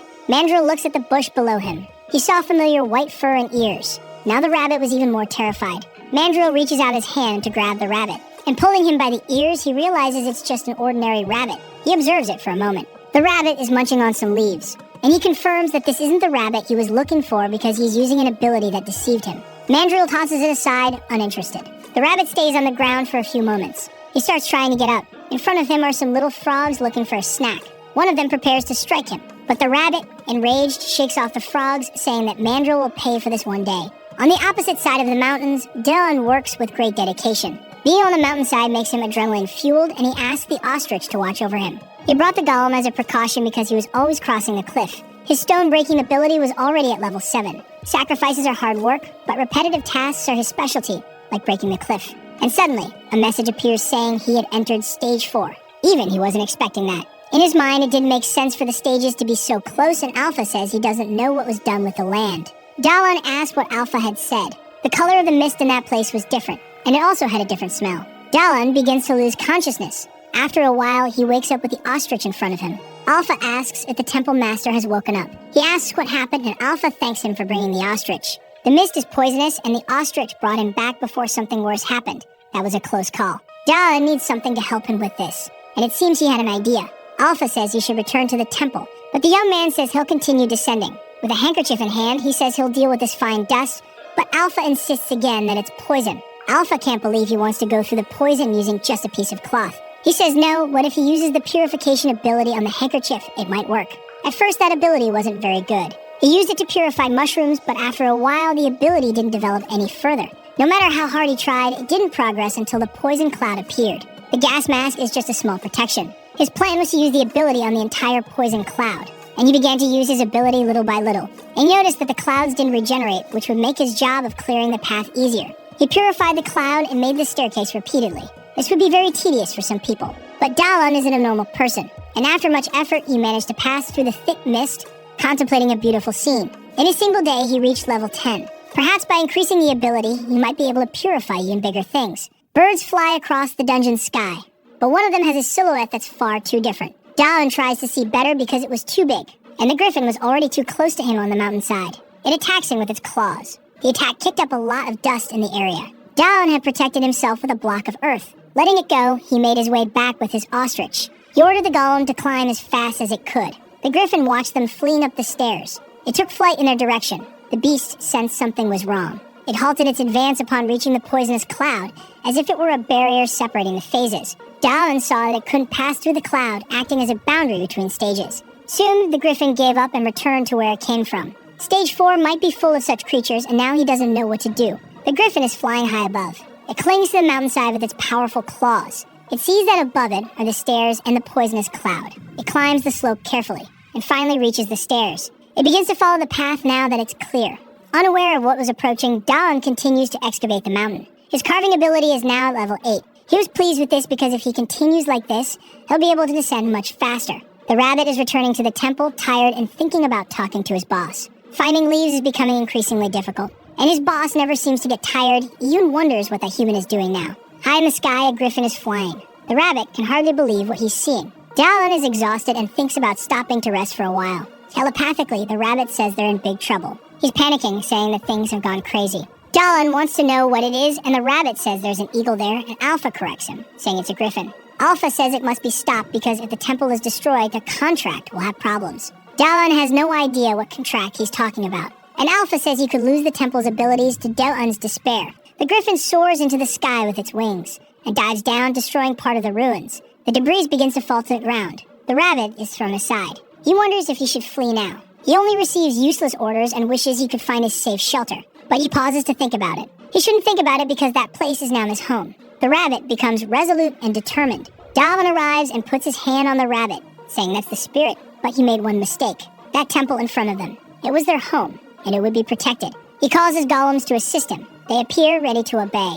The griffin hovers above them in the air. Dalan looks at the griffin and asks if it had already forgotten about him. The griffin screeches angrily. As it approaches, Dalan summons some cubes and orders the golems to hurl them at the griffin. The first block hits it squarely. The dust obscures the view of what happened, and the griffin emerges unscathed from the attack. Dalan is impressed by its physical resilience. The rabbit says it must have caused some damage, but they need to attack with something sharp. Dalan opens his inventory to see what he has. He grabs a spear and uses the strength of the boar, and hurls it forcefully at the griffin. It strikes, seemingly embedding itself in the creature. Dalan realizes he hit it. The griffin writhes in pain and strikes the spear with one of its paws, and it falls among its feathers. The young man concludes that his throw wasn't strong enough, and now the griffin seems even more enraged. It resumes its assault on the temple, much to everyone's dismay.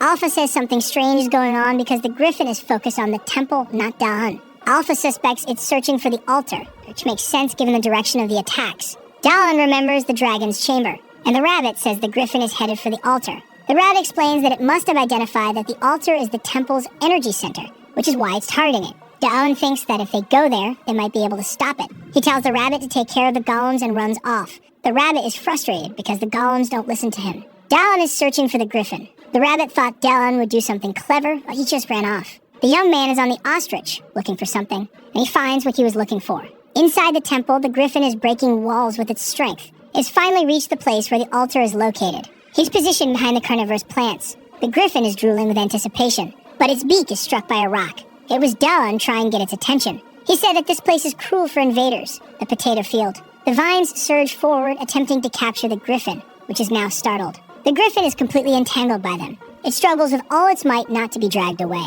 and the vines begin to snap under its strength. Dalan didn't expect this creature to be so strong. He opens his inventory while running. He searches for items that could help him. He places an item on the ground, and Alpha asks what he's doing. The young man says that if attacking from afar doesn't work, maybe up close it might. With his hand on the ground, he reset the trap in the room. and from the ground, structures begin to emerge. The trap had reset, and he orders the arrows to be fired. They are launched directly at the griffin. The griffin can't dodge because it's held by the vines. The arrows hit the griffin squarely.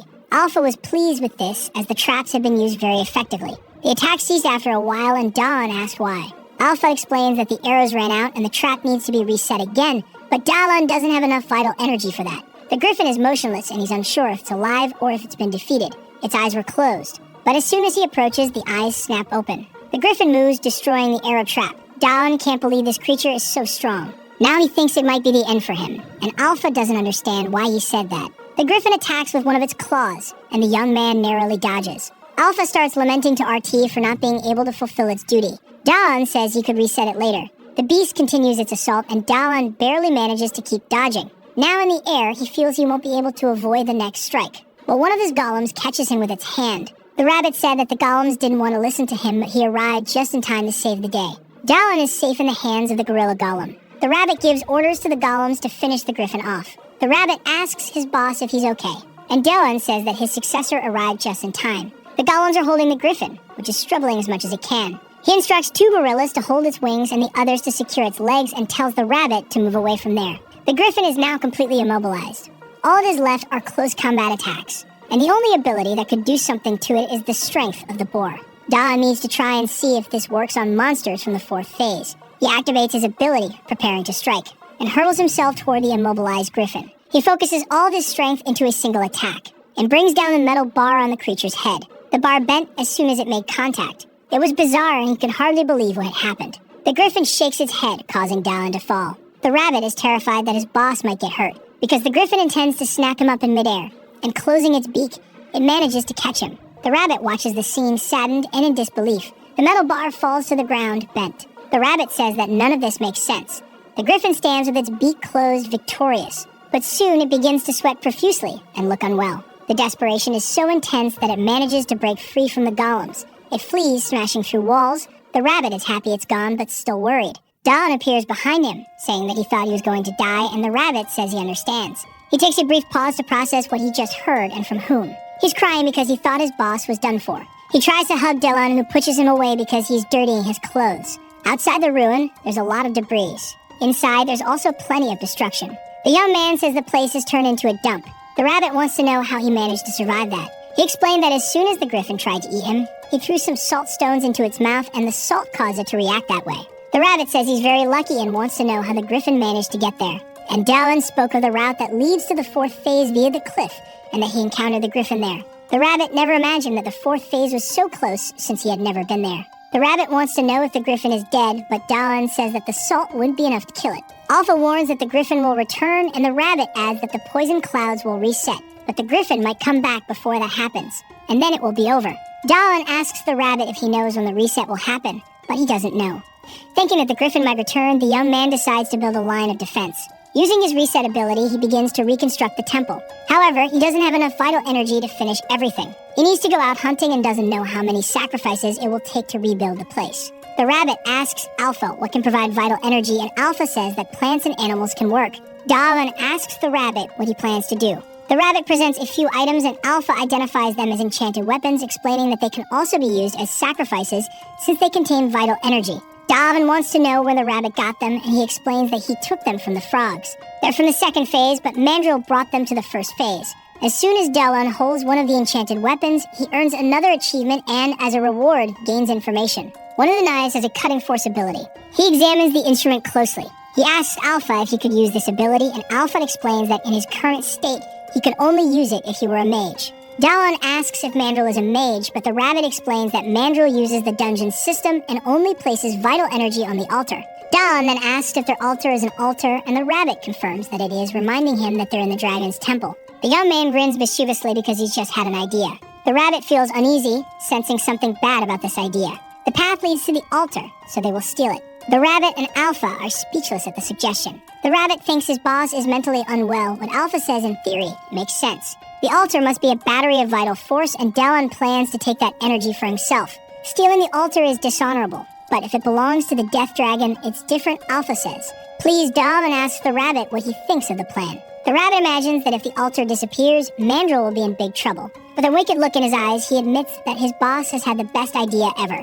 Dallin assigns the rabbit to carry out an important task.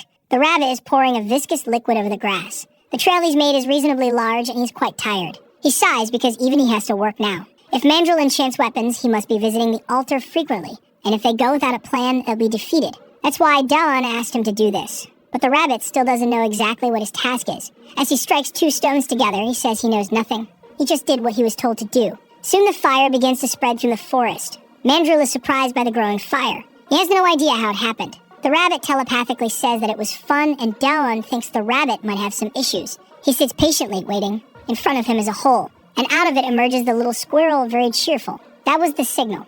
Mandrill had left the temple. Now it was Dallin's turn to enter the ruins. Inside, he encounters something different. The altar was in plain sight, to his surprise. But something seemed different about it. Alpha explains that the altar's vital force has changed, making it usable by non-mages. Although he's reluctant to admit it, the Death Dragon used the separator. Even Dallin, with enough authority, could use the altar. He notices that Alpha seems a bit unsettled by this. The young man starts digging around the hole to seal the altar. He hears a sound and wonders if Mandrill has already returned. The rabbit tells him not to worry about that. It's just Mandrill shouting angrily about the rabbit's work, who has never been happier in his life for causing an arson. In the temple, this should be enough, and Dallin wonders if he should call the golems to help. Setting up a portal, the golems appear, and they carry the altar through the newly opened portal. Alpha suggests they should use magic to erase their tracks and throw Mandrill off their trail. It's just about creating new tracks to cover the old ones. Dallin comments that Alpha seems a bit aggressive. Now they have to destroy the temple. The young man starts using his hammer to cause destruction. Mandrill, far away, senses something is happening.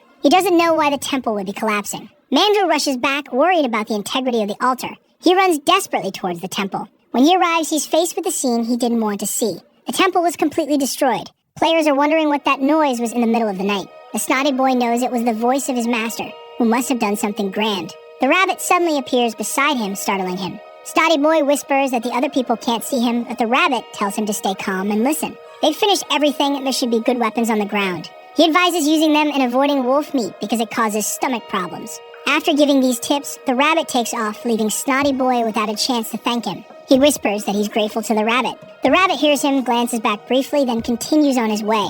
The rabbit, once a criminal and temple destroyer, had reached a day in his life when he received a thank you. A thanks from a dungeon player. They're now at the dragon's temple. The stone carving ability is at level 10. And Dallin received the achievement of Temple Destroyer with an unknown reward. Dallin obtained a new job by stealing an entire altar. Now he has 2 altars, and even Alpha is impressed by this feat. He asks where to start, and Alpha suggests sacrificing the marble. Dallin asks if he can use the enchantment system, and Alpha says he'll only get a portion. It was very heavy, and Dallin asks if it's enough to revive Artia. Alpha says no, and the rabbit mentions that not all the vital force is there, just a small amount. But Alpha notes that it's enough to restore the temple, which is already a big deal. He positioned the sphere on top of the altar.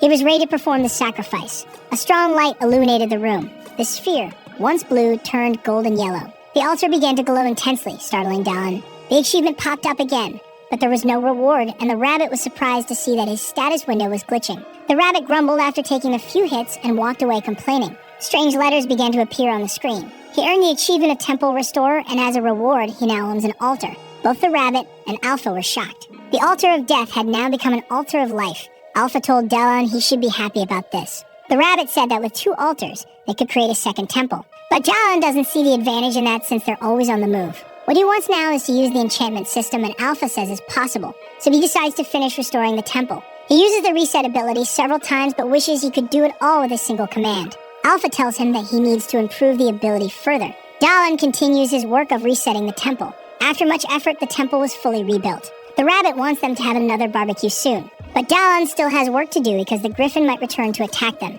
The golems are carrying some things to set up traps. Alpha says that if Dallin were a mage, it would be faster. Dallin asks if the temple was designed for mages, and Alpha replies that everything was done with slaves like him. They're now on the cliff trying to figure out how to reinforce the place. The rabbit begins to explain how things work.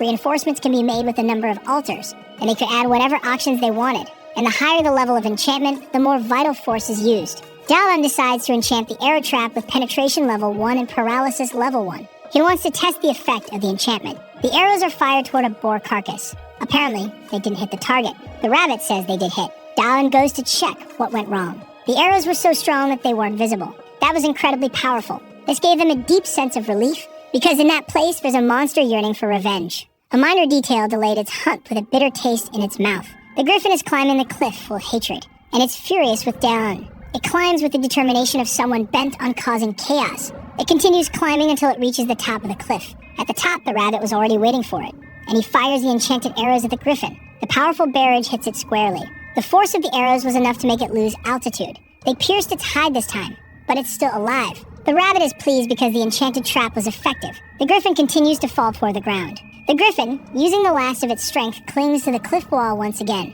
It continues its ascent. This was the first time it had been wounded, and the poison from the arrows was slowly taking effect. Yet even all that wasn't enough to make it give up on its revenge. The beast had taken the situation personally and was already considering drastic measures to settle the score. The rabbit, observing the griffin's determination, realized that he once felt the same way and apologized for what he was about to do, but a sadistic and discreet smile formed on his face. He poured boiling oil over the beast. Now there was a large circular staircase. Dallin heard a noise but couldn't tell what it might be. The rabbit said he got it and saw it fall. Dallin asked if it was finished. The rabbit wasn't sure but suggested that if it were still alive, the griffin would return flying, and they would take it down again. Dallin complimented the rabbit's work and noted that the enchantments were quite effective. But something happened that shifted his attention.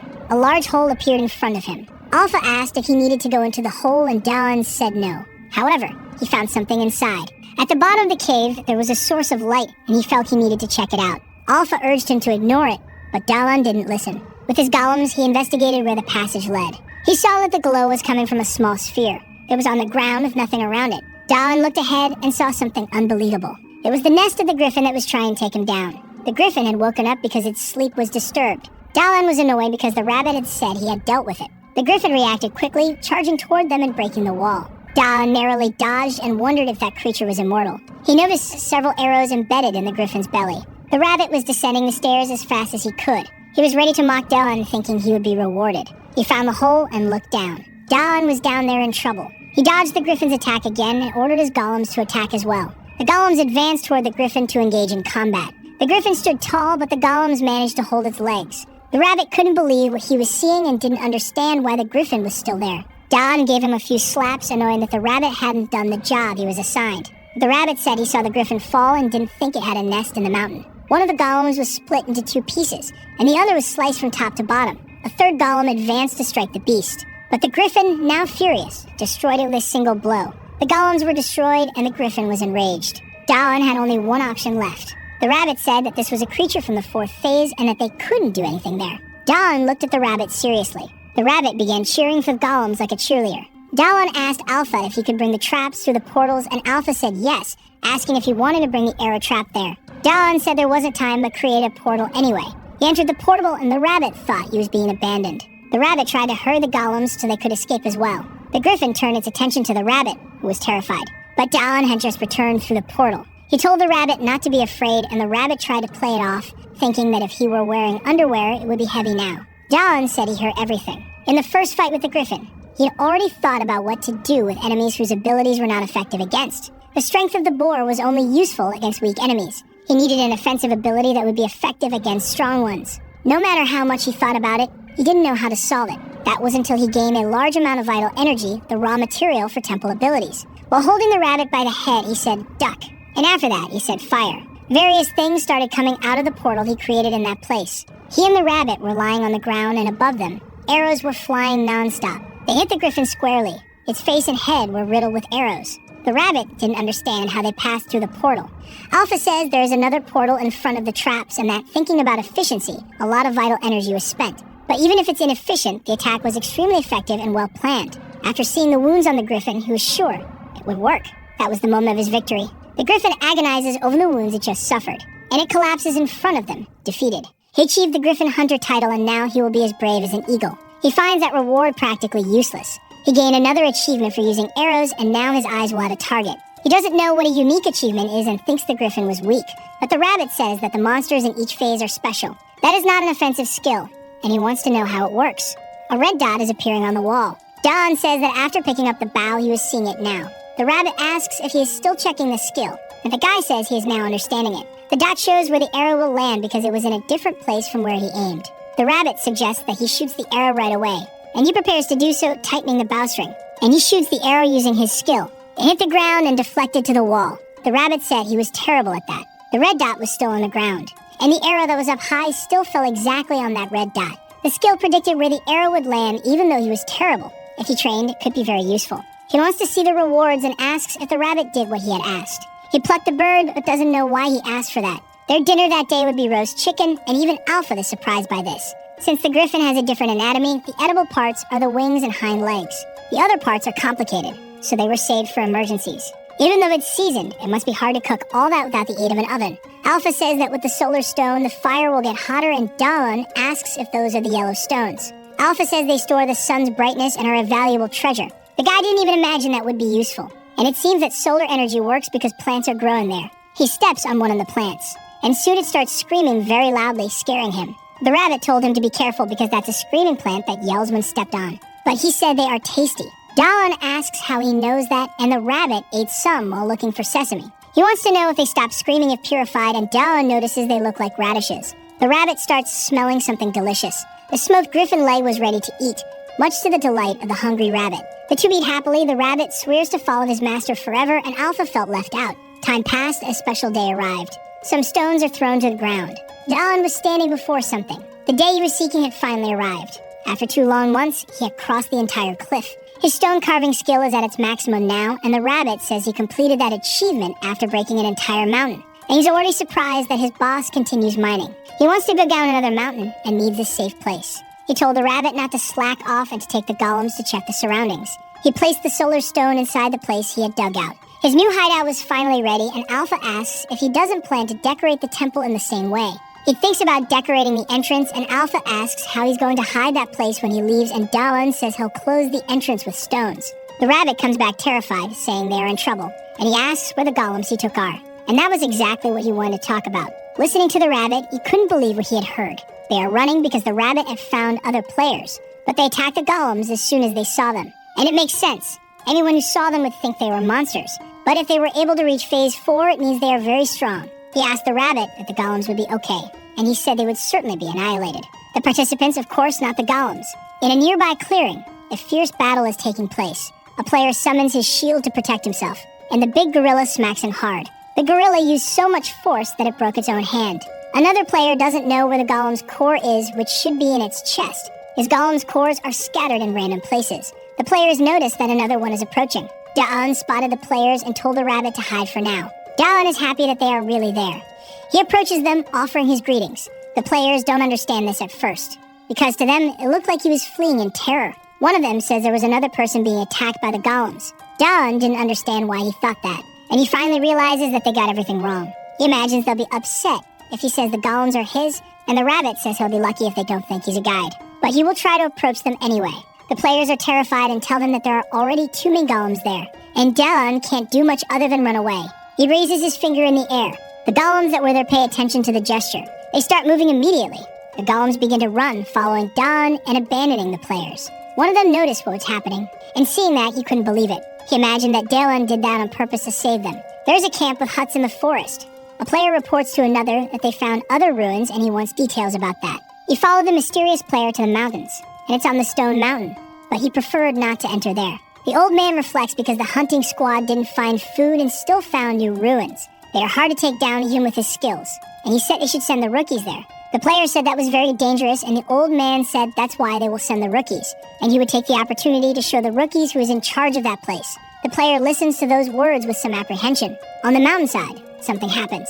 Dawn told his golems to stay there, and he closed the access to his hideout. The rabbit asks if they will be safe, and Dawn says he doesn't want to be misunderstood. The rabbit asks if he is going there because he heard the squirrel, and if he can really understand it. And he said yes and asked the little squirrel again if it had seen people there. Worry is the mother of all virtues, he said, and he built a tower there to use his mini-map, and the rabbit noticed that he builds much faster now. Looking closely at the map, he followed the direction pointed by the little squirrel, and they continued their journey there. A message says he left the dungeon and arrived in the Valley of Death, and that he had entered the rift. Dawn doesn't know what that means. He didn't understand the concept of a rift in that place. The rabbit teases him, saying he doesn't know what that is. After giving the rabbit a few slaps, he asked the know-it-all to explain it to him. The more you advance through the stages, the more dungeons there are. In stage 4, there are 4 dungeons. Since they are not together, there are neutral zones between each one. and these spaces are called rifts. In other words, the space between dungeons is a rift. It's where players set up camp so they can do the dungeons more than once. Dallon has difficulty understanding because he never left the first stage. The rabbit says that thanks to this, there is a place they're called a village. Maybe this is the place Squirrel mentioned, and by the explanation, it seems to be a safe zone. The rabbit was immediately surprised by something, and he jumped on Dallon to save him from something. The boss doesn't know what happened, and the rabbit says that humans are too stupid. The villages are safe zones. In the dungeon they are in, there is no such place. A strong stench rises. A bony hand appeared in front of him. An undead begins to rise from the ground, and the name Valley of Death starts to make more sense. The little squirrel charges forward, starving, and Dallon warns that it will have a terrible stomachache if it eats that. He uses the boar's strength to defend himself, and hits the skull with force. He didn't expect that to be so easy, but there were already other reanimated bodies there. But Dallon is not intimidated because he found them weak. Yet something makes him change his mind, and he begins to observe things more closely. In front of him now are many skeletons. The group charges toward the young man. The skeletons are determined to make him one of them. Dallon defends himself against one of them with his staff and prepares to strike it, saying that those numbers are nothing. The rabbit is already going all out as well, and he sliced through a group with his rabbit strikes. Dallon hadn't imagined that the rabbit was capable of doing that, and the rabbit asks his boss to watch what he can do. He destroys the skulls happily, expecting to receive more praise, and Dallon praises him earnestly because he realizes that the more he praises, the less he needs to fight. The rabbit is already very tired, and falling to the ground, he says he's at his limit, and Dallon complains about his performance. He grabbed him by the ears and started running away from there. One of the skeletons prepares to throw a spear. It heads towards Dallon, and almost hits his foot but lands on the ground. Another one also reached him and landed in front of his foot. The young man tripped over the spear, and fell clumsily to the ground. He starts to get up from the ground. Not long after, the skeletons had already surrounded him. Meanwhile, something was happening in the Rift Village. The old man asks if the reconnaissance team had left, and noticed that the rookies are in high spirits. A young man is using his lightning skill, and with it, he takes down several skeletons at once, saving Dallon. He asked if the young man was okay since he was on a reconnaissance mission, and said there's a nearby village they could go to.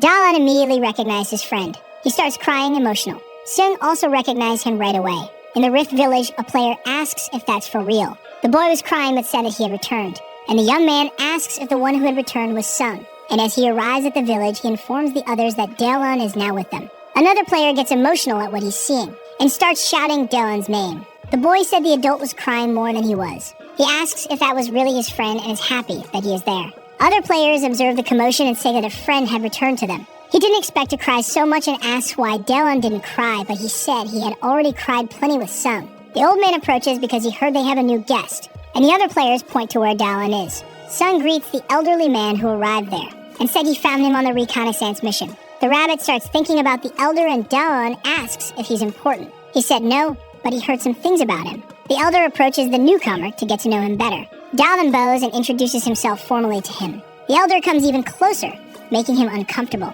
There was a man in the dungeon, weak and cowardly, and they thought he would soon be done for. But he had an interesting skill called clarity. The first time, it left him disappointed. But as he perfected it, the true potential of it was discovered. Inside a very dangerous dungeon, he could see the weaknesses of opponents and how they attacked. He could see the enemy's strength with his clarity. But he realized that before the last dungeon of level 4, he was nothing. And if he entered there, he would certainly die. Knowing this, he abandoned his team and fled. He left his past behind and built a house in the rift. The creator of the village, the elder of the village. He is chatting with the elder, and he looks intently at Dallon. He is trying to identify Dallon's weakness with his skill. Our video ends here. If you liked it, subscribe to the channel. See you next time.